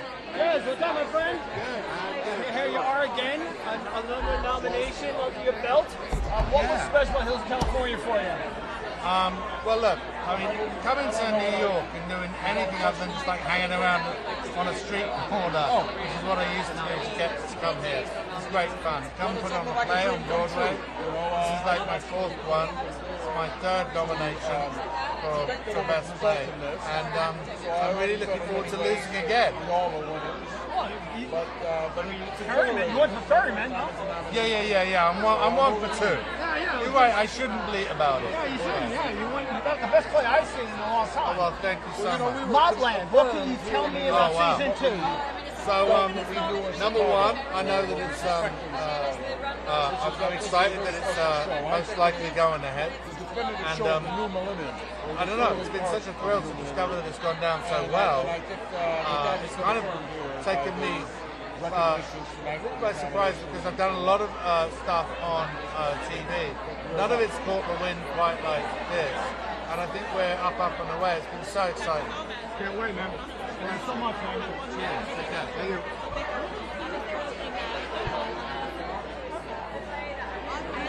Harrow is presenting. She's on the Gilded Age. Great stuff. We're waiting for Bob. I just tried to be nominated. She's presenting. And one for the turn. What? Hold on, there's two people talking. I see Keanu. First of all, why is Keanu? I'm living in your town. But I mean, well, the reason I'm not doing her is because I can't take a chance of missing Bob. I would naturally do her. Just right after Bob Odenkirk. Thank you. Right. We'll take that. Yeah, we're just going to miss Bob. What do you want? What do you ask her?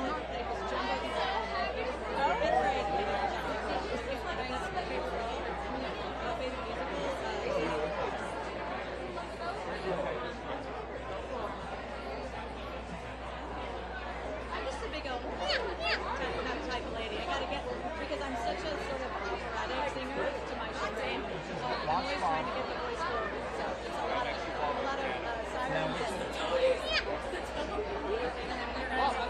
How's it going, sir? Good. I mean, that suit, my friend. Wow.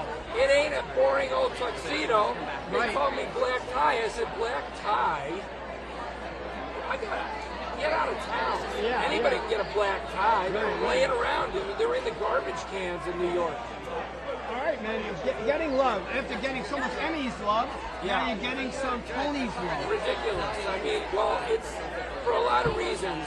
But one of the reasons is this is one of the great roles of all time. Shelley Levine and Glengarry Glen Ross by David Mamet. And it's just it is a part that is a supporting part of an ensemble, but in many ways it's a leading role because of the journey that character goes on. So it's just the best part ever. Doing a Chicago play, from a Chicago playwright. Tell me about that.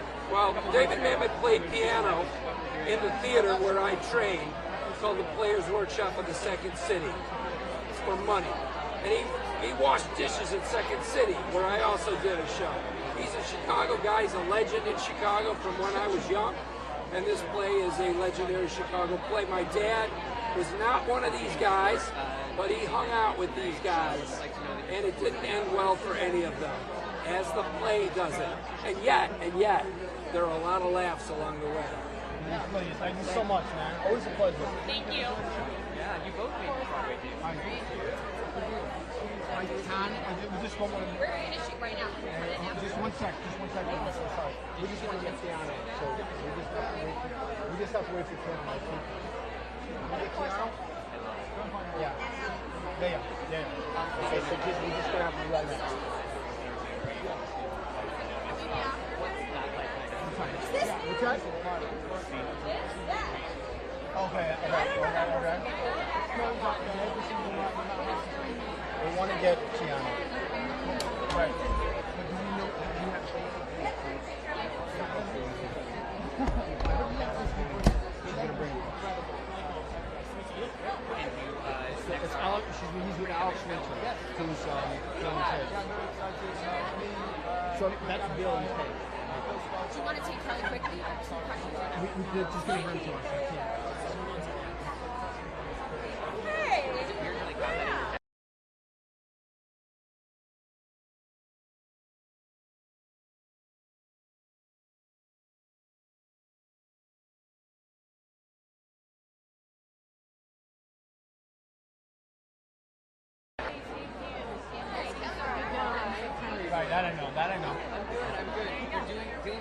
Okay. So I'm just going to pan for you for a second. I'm a huge fan. Oh, we're good. Right, so he's promoting. Okay, makes sense. I didn't think of that at first. How's your Tony night going so Every time I hear the cast going into waiting for Godot, I'm always Did you get a chance to see a lot of his performances? Yep. Not as many as I'd like. I'm going to catch up a little bit with some. Let's keep this open. The only thing that matters right now is you're going to count. Unless George comes. Who? George Clooney.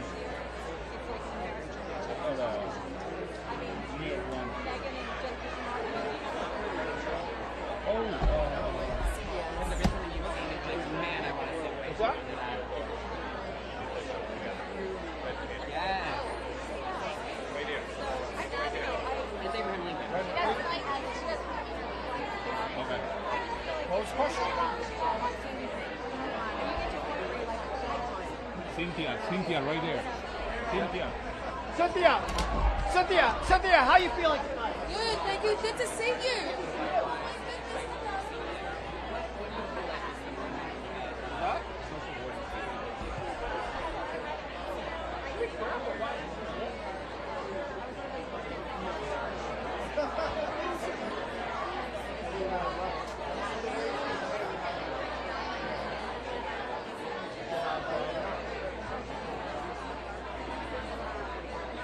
They're going to bring us piano.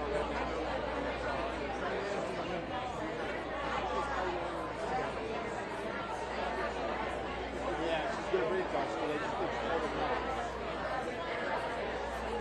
She said no, she's going to bring us. Let's see. I don't know. We'll see. We will see. We'll see. I think I'm going to check.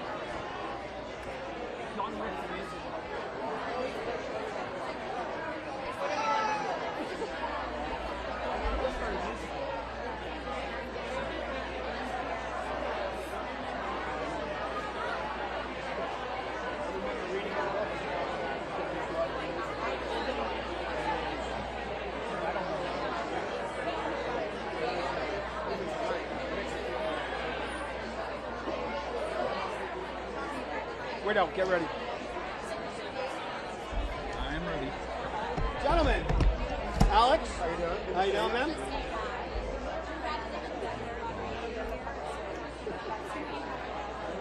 Jono? Oh, right here. What's up, sir? John from AP. Great seeing you again. Are we good? Are they good right there? You guys come a little bit closer? Thank you. We're rolling. All right. Presenting tonight as Bill and Ted. As ourselves, thankfully. Yeah. What is that like stepping onto the Broadway stage or onto this stage of the Tonys ahead of your Broadway debut? It's amazing.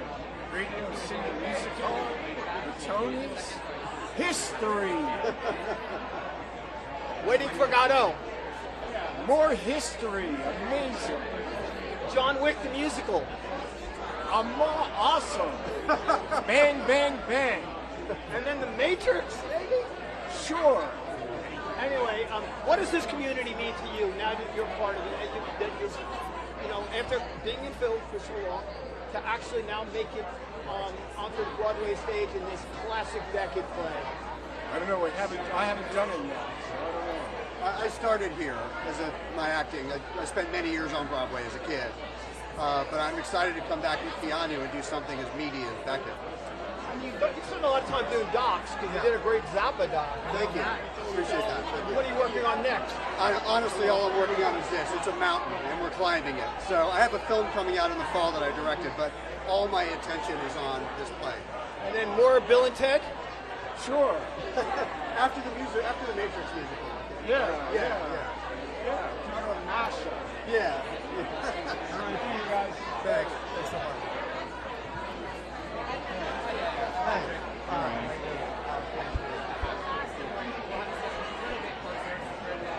Who did we lose? That's not a loss.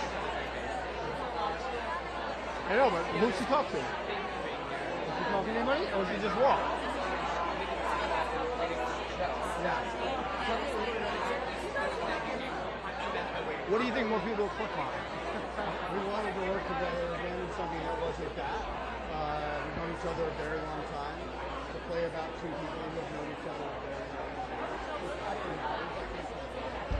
It's young, I just say the inspired idea that it's reality. Yeah. This is a big step into the way.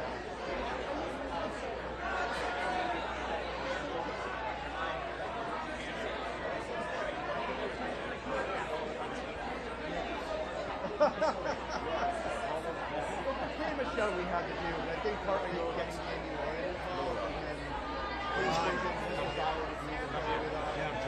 No, you did so much inside. Keep coaching.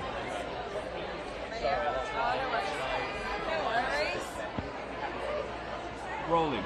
Wait, now hold on 1 second. Too many people are talking at the same time. It's different because of his plays.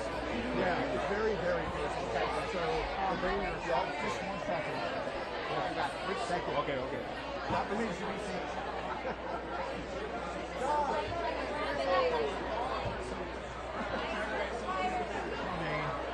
Where's George? I have no choice. I have to do this way. What color is he wearing? Tie, black tie, black.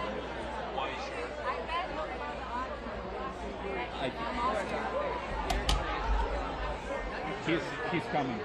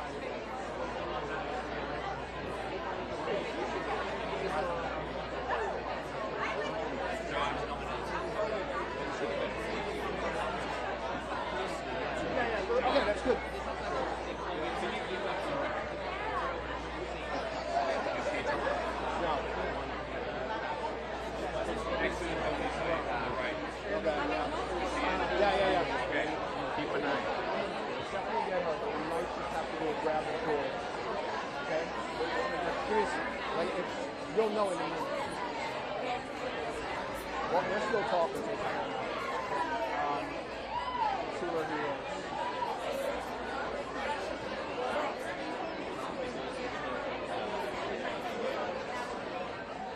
Yeah, let's just, if he's talking, it'll be fine. If he's not talking, we might just want to grab. So you can stay right here. We definitely talk.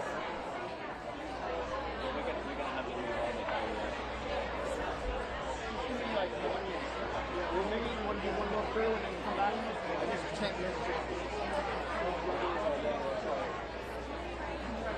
I want to see if I get more.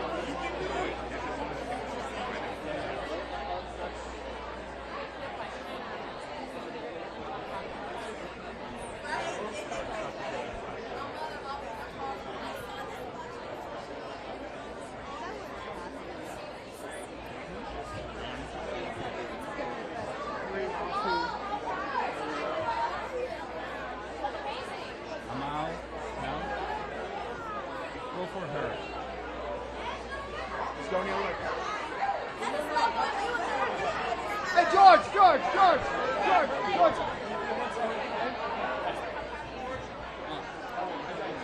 So he's coming back. Just say we'll be here in 1 second. He's over there. I don't know what he said. He said he's coming back.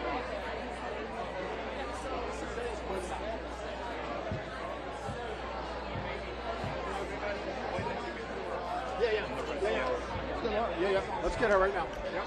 No. Okay.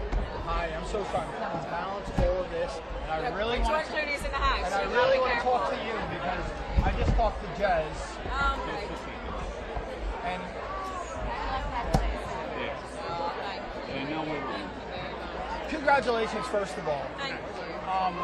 Obviously, it's one thing when you work with a great playwright. What's it like being married to one? They're two very different ideas. I feel just completely blessed that I get to be given roles that like this, that that he knows kind of what I'm good at, I know what he's good at, and we seem to be able to interpret one another really well. So, and that's been like that from the start. One of my favorite plays over the last 10 years has been The Ferryman. And obviously that's loosely based on your own family. And I know Jez, after winning, gave you that Tony.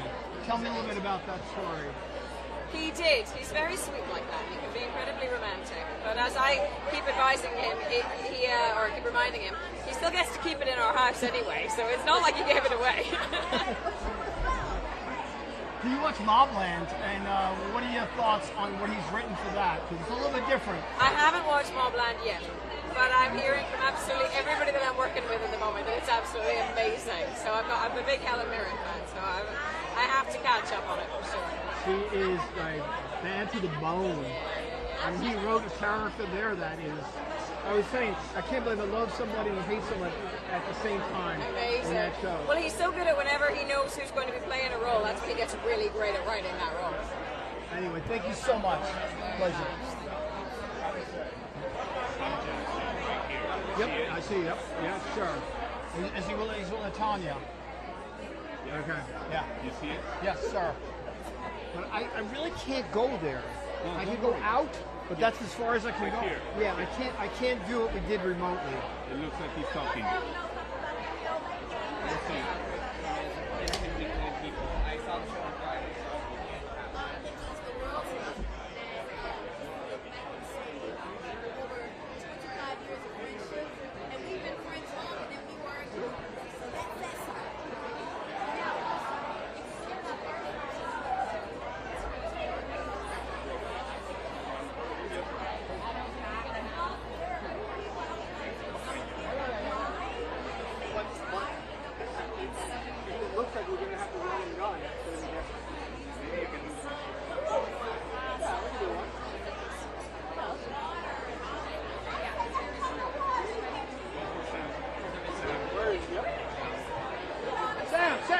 Sam, you got a sec? Very big? I know, do you want to talk about it? Go. Look.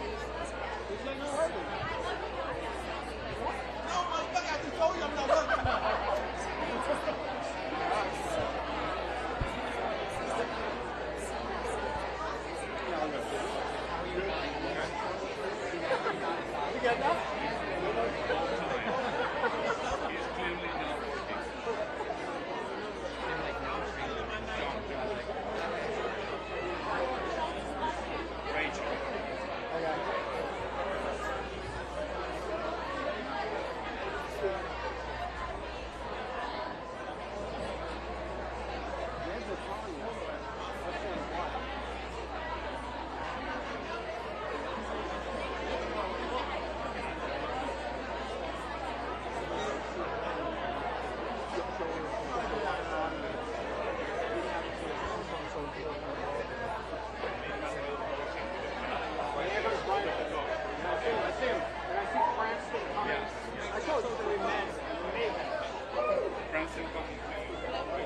Talk to him tomorrow.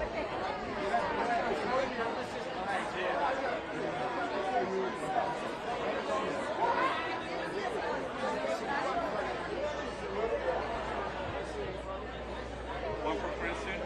No, we're going to see him tomorrow.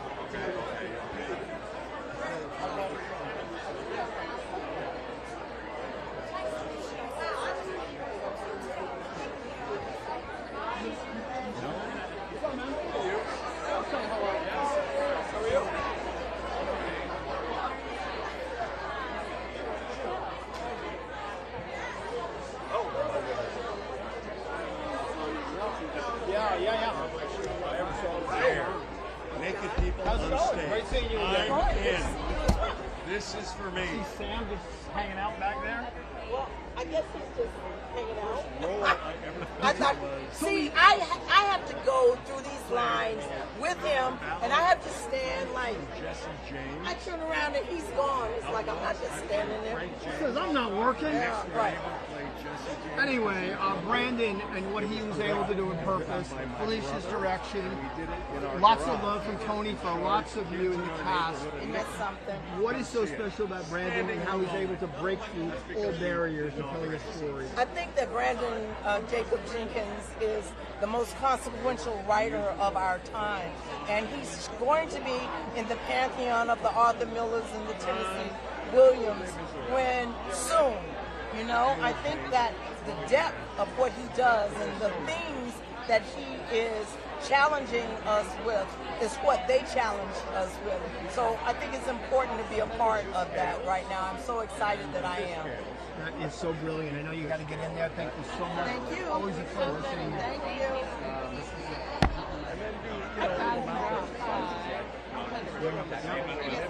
Where? No. Yeah. Oh, great.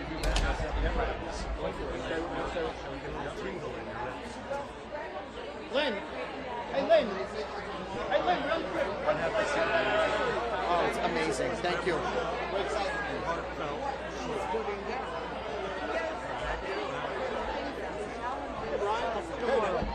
Okay, good.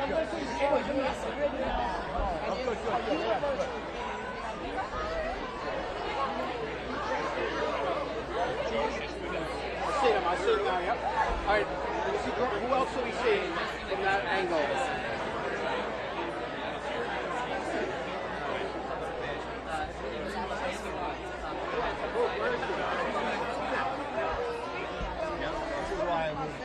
Hey, great seeing you. We spoke. Yes, oh my goodness, I'm sorry. Alright, and in 3, and 2, and we're rolling. All right, congratulations, first of all. Boop, you know, I mean, Betty Boop, or Boop, let's call her Boop. Boop works for me. All right, Boop. The love that you've gotten from that show, and now from Tony. First of all, how are you feeling about the nomination?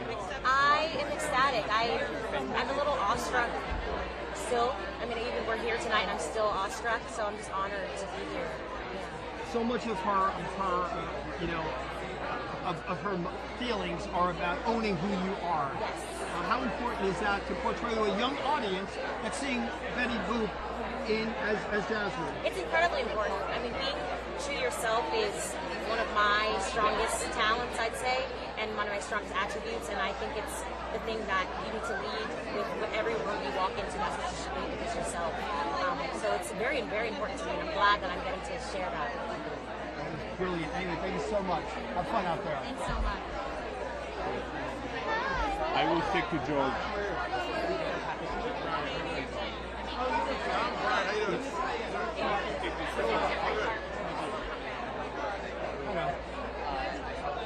But I go into it knowing I'm going to miss people.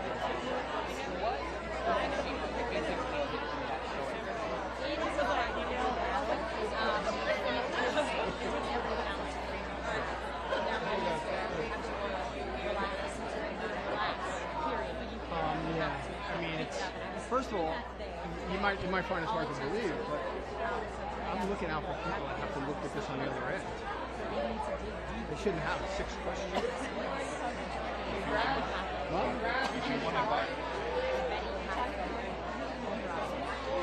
George told me what's going on.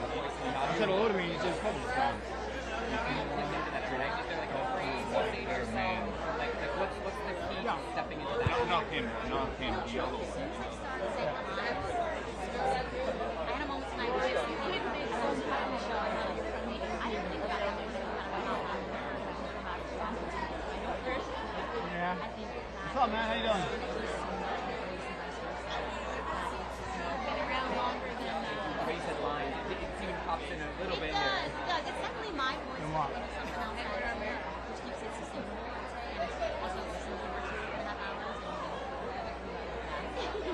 There was an upswell of hope from the bands that you guys had performed today. What did that mean, knowing that they wanted a performance from you all? That was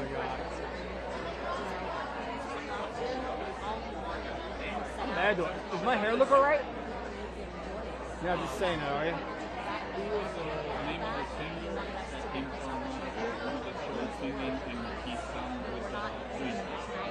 Adam Lambert. He's closing. Alright. I think they're gonna bring him anyway, so I'm not too worried. Yeah, I'm not not chasing it down. I heard that your dance audition for the show did not go well for the second round. Tell me a little bit about that experience, what you did afterwards. You know, I went in there and I had to tap, and I hadn't tap danced in a long time. And I was just so in over my head. I was anxious and I wanted to give up. Truly, I never felt like that. Katie She's probably just no, I appreciate it. I'm just saying she's probably just presenting. Is Leslie with her? She's closing at the Tony signing. Green.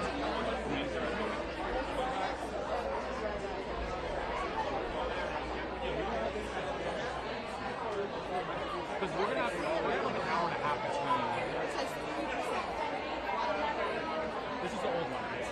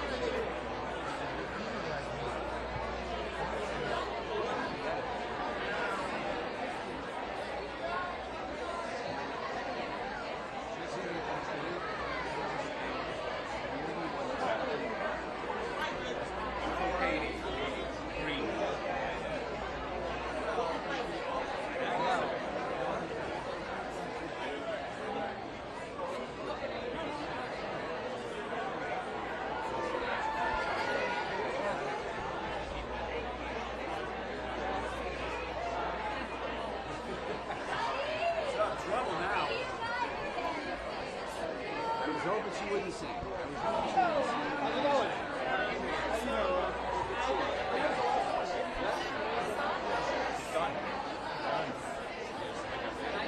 She's a regular on this show. We love Sadie. Katie.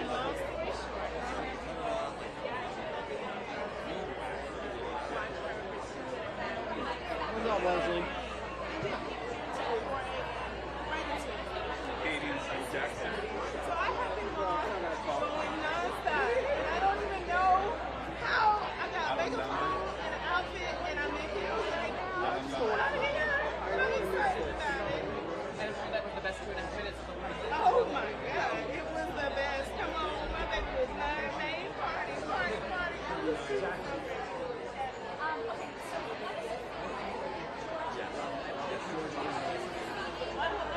That could be cool. I can see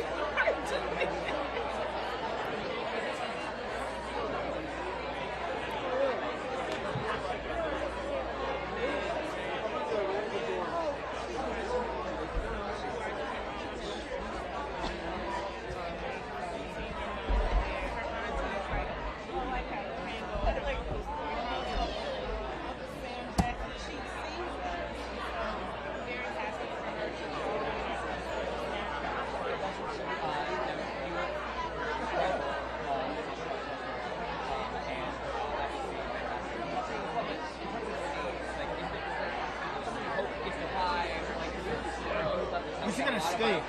An expensive steak.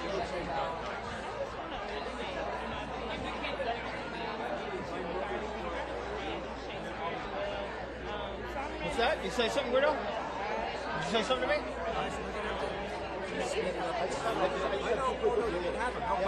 I just realized I'm not going to be long like these guys. Trust me. Yeah. Way too much. It's the kids from Stranger Things. The musical, the show. Not TV one, the Broadway one. Little guy. Woo-hoo.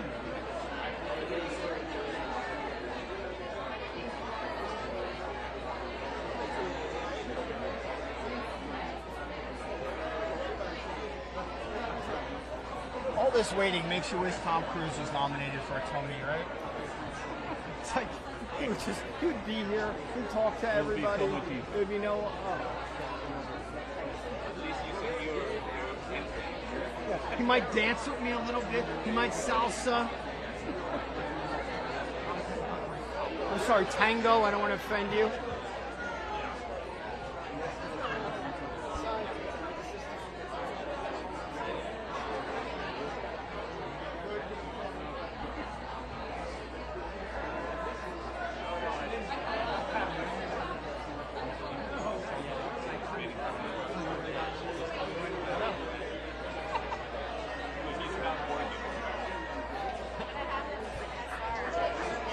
What?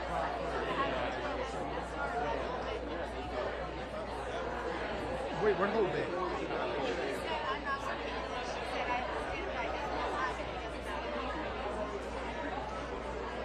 I love it.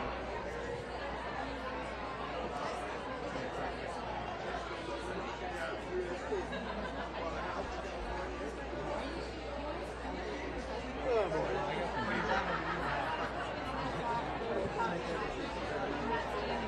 Yeah. That I got.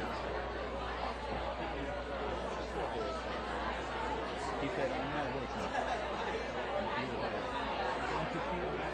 Who's that guy with the spiky man bun? Let him talk to him. Yeah, but I see him, but.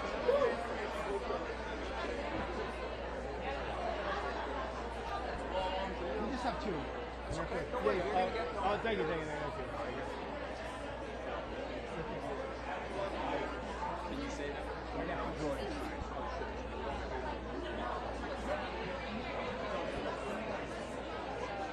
I don't think where we talked to him. Nicole? Like you're trying to say Nicole, Scherzinger, and then who? Yeah, that's right. And then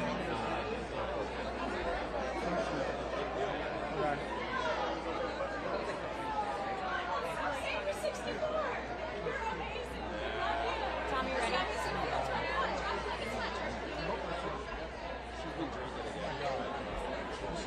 The definition of green. CBS Mornings. Yeah, I'm back. If I didn't get my hair back soon, my wife was going to leave me. So, did they ever let up on making The kids didn't, my wife didn't. I just looked like a Miami drug dealer that bad. Did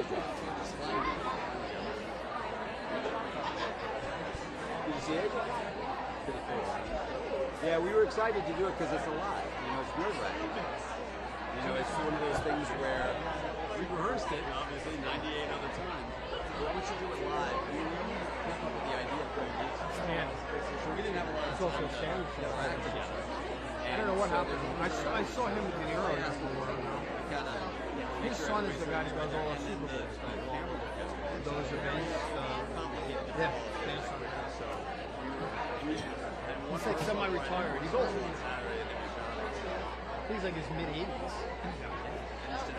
And he lives like on a farm in like Mississippi or Kentucky. 64 and then ready to like put my feet up for a few minutes. That's who it is. Oh. I'm trying to figure out where I talked to that one. But Bruce Broadway, that's a good one. I got it for you. I remember like once I was in the business, when I was a kid, I put my parents. Here comes Rob, but I can't take him. I have to wait. My first time. I don't know. Right after the No. I was my mom was an anchor man, so we were always around.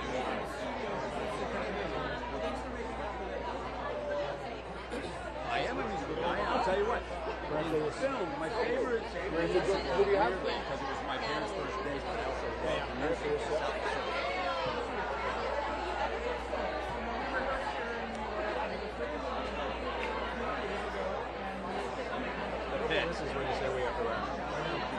by the way, nowadays, I mean, listen, in no one's weird here. I can't even touch anybody. So excited to wrap it up. I feel like they don't need me. Okay. In the old days, people would so well. So I'm really excited for this. Thanks so much. Come on. What up, man? How you doing, man? Haven't seen you in a while. I'm doing all right. I like the shirt with the tie. Thank you, man. I appreciate that. Yeah. All right, I'm right here. Oh, you're on? No. We got. Can I be? We got Clooney. Do you want me? You want me? You got this guy. Man. Hi, guys. All right. I mean, I can't tell you what saying goodnight with love made me feel, especially at the end. Yes. Especially at the end. How important was it when you wrote that you and Grant did this show 20-something years ago? Different role, of course, but dealing with another issue.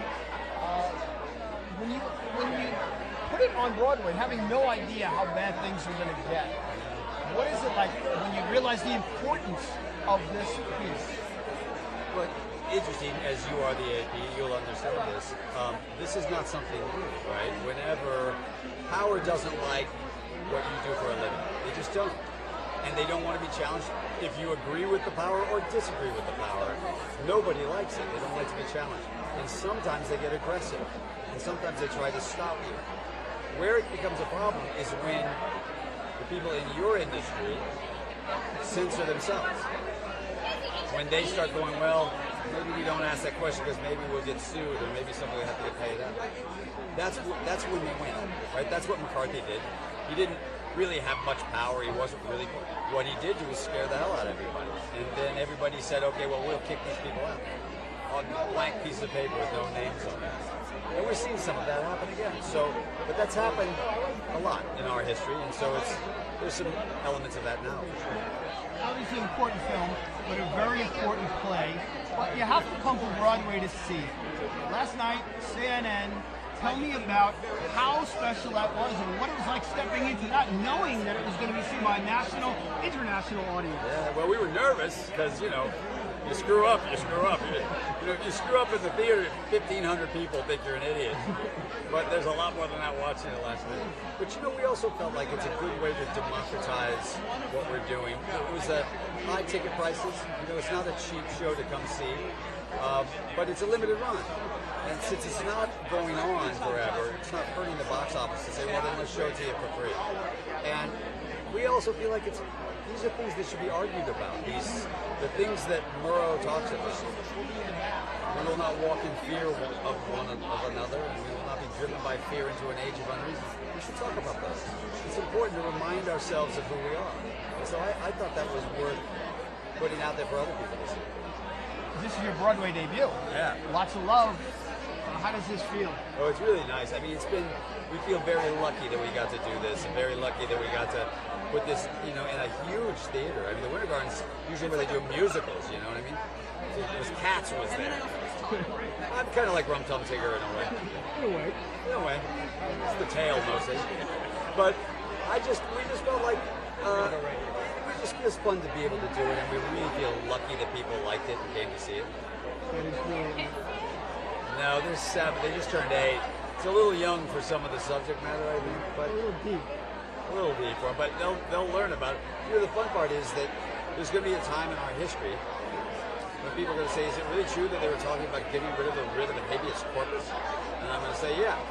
And they're going to say, "And then what were you doing during that period of time?" I go, "Well, we did this. We talked about it. We argued about it." So I don't mind that. That is brilliant, man. Always great to see you, man. I can't wait to see you in the next thing, man. George, can I take a selfie with you, the 3 of us? Yeah, come on. George, stay there. Absolutely. 3, 2. There we go. Thank you. Good to see you, brother. Good to see you. Thank you. Good? Yeah, you must be right. I got something.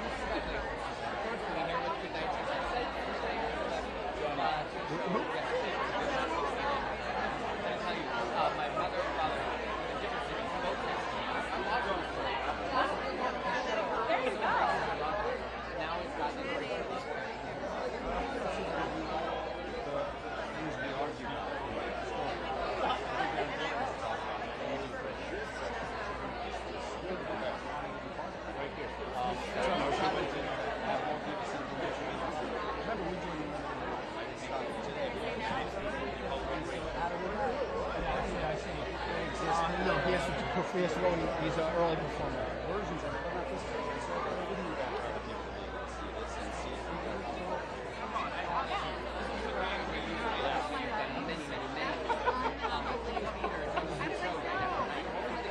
He's so, no, he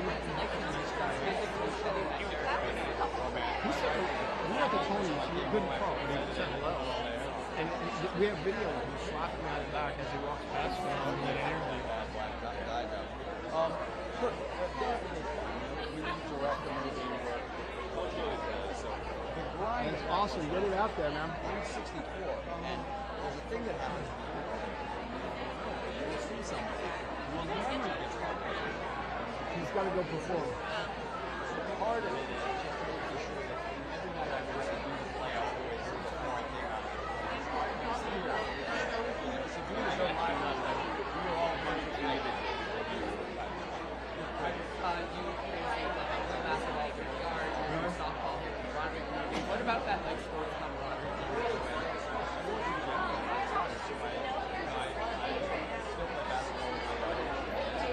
I can't drag them over here. It's like, come on, come on. Go on. That's a good part.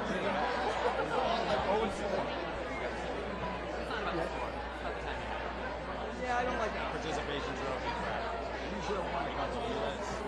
Nah. Well, I mean, people get that's why the only reason I'm coming back is to get back out of the room. There we go. See what I'm talking about? Congratulations. Great way to cap it off. Thank God we're here.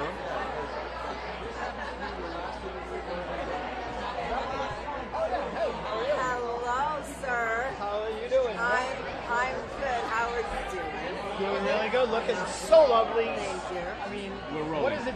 Tell me what you're wearing. I'm wearing Christine Siriano. Wow. I know, it's fabulous, isn't it? It's earthy It and is. modern. No. I don't know. I can't think of any other It's adjectives. If I could, I would, but I can't. Stunning. That's what it is. I'll take stunning. Congratulations. Probably the most fun show on Broadway these days, and yet born out of really turbulent times. Yeah. Tell me a little bit about how the turbulence creates such great art and beautiful music. I mean, from pain comes beauty, right? And from pain typically is when people write the best things and perform the best. Sadly, maybe not so sadly, but yeah, it helps. As a performer, when you're seeing an audience having so much fun out there, what does that do to help you step up your performance? I mean, well, it feeds and it gives you extra energy, and now I just want to do better for you. You know, kind of like a puppy. But there we are, actors. And then lastly, 8 shows a week. Tell me about the stamina. What does it take for you? My God. I mean, it is really, especially like winding down towards the Tonys, everything gets crazier. And you're running on fumes. It's fumes and coffee. It's crazy. That is what you're doing it. You're bringing it every night. Anyway, it's always a pleasure. Thank you so much. Have fun out there. You're also running on joy. Sorry? I see you're also running on joy because that show is. It is. Thank you. Nice seeing you. Take care. Nice seeing you. Cole? Yeah. Sure. Yeah. How are you doing?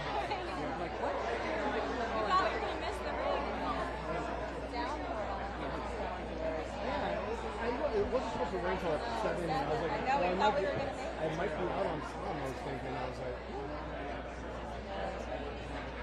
but at least it's a nice big wide time, not like previous years. I did a Tony's once till it rained, and we had no blessing, and we got rained on. You wouldn't think I'm doing it. I don't think it was in the forecast. You were like, you would be late. I noticed. What time are you guys wrapping now? I don't know. We're wrapping when they throw us out. That's the way I roll. I stay until you throw me out.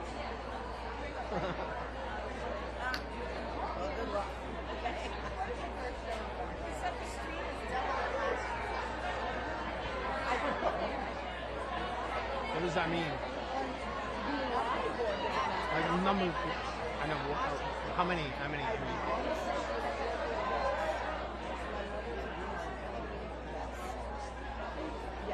What stream is it? Do we have two separate streams? Okay. Well, no. It's not virtually on the left. Well, Okay. It's on YouTube now? No.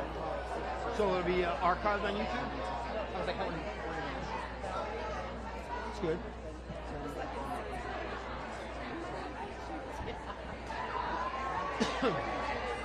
Wow.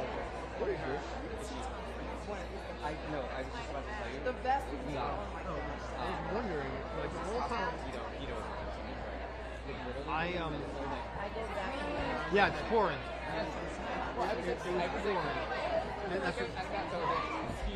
Aaron's saying it's dropping. He said it's dropping. Well, he might be around, but we're I know. Let me see if I can lobby for Nicole.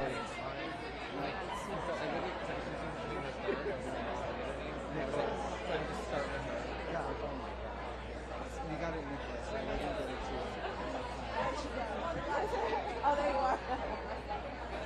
John?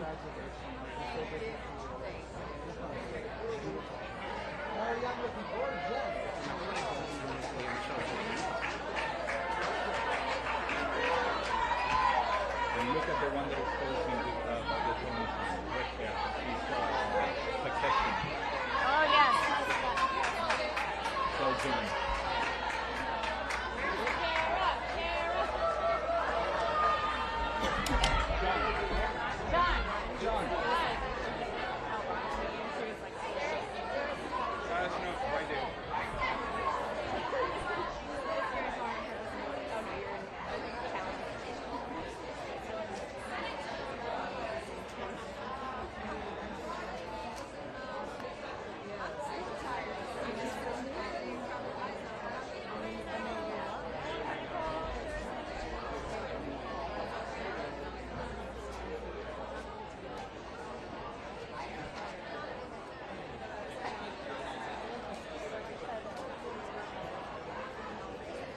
There you go. Yours.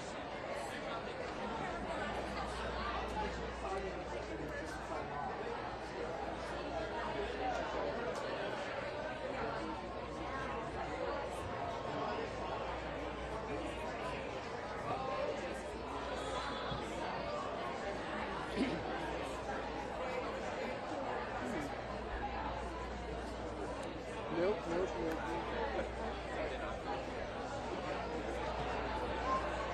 Why do I forget everybody's names? Why do I forget people's names?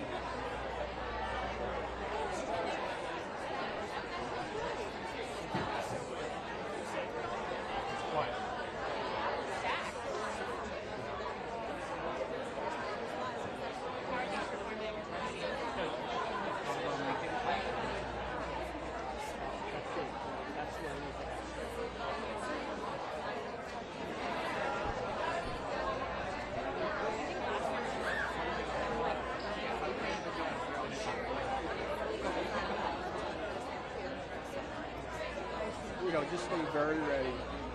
Only two left. Nicole and Sarah. Yeah.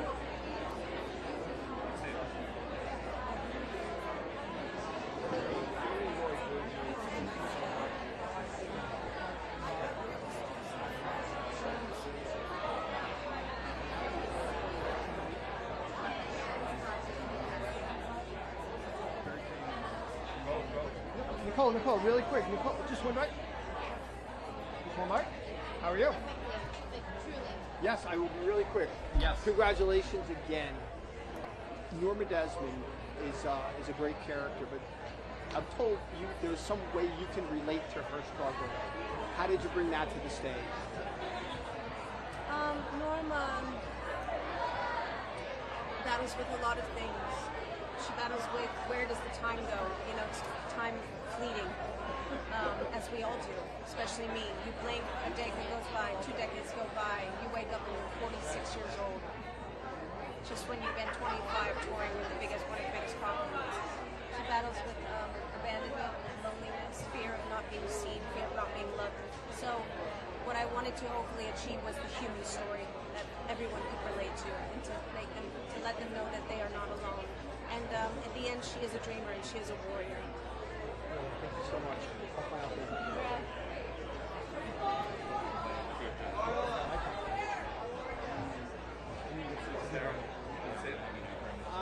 Yeah.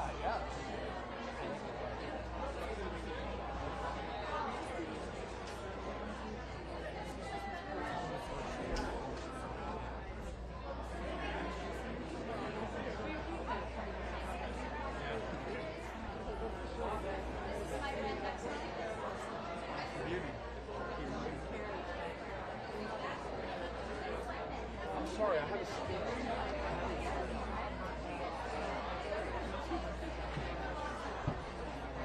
So what are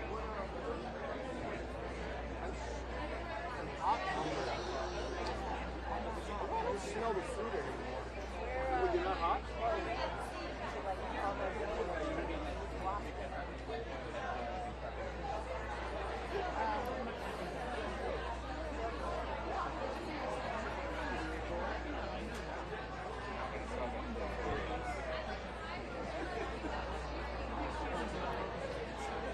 Back there, are you cold or hot? I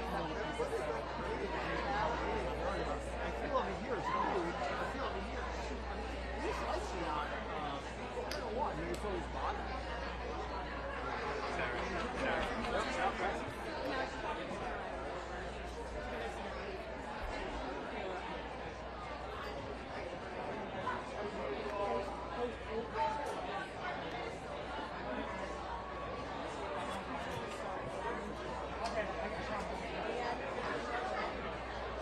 Sarah, congrats, Sarah. How does this feel, this nomination with all of these Incredible. It's so good. Look at you, down on one knee. Make sure we can get your face. It's incredible. I'm so excited, so happy. Yeah.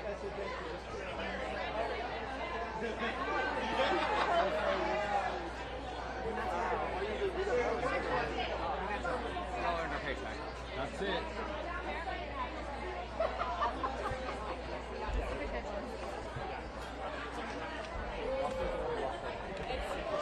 What, are you getting engaged with Sarah? I just didn't want my head to, I didn't want to block the shot. I didn't want to block it. Who do we have? I don't know. Who's there? No, I think it's just closing. Call it a day? Brooke, what do you Call think? it a day? I think so. I mean, who didn't show?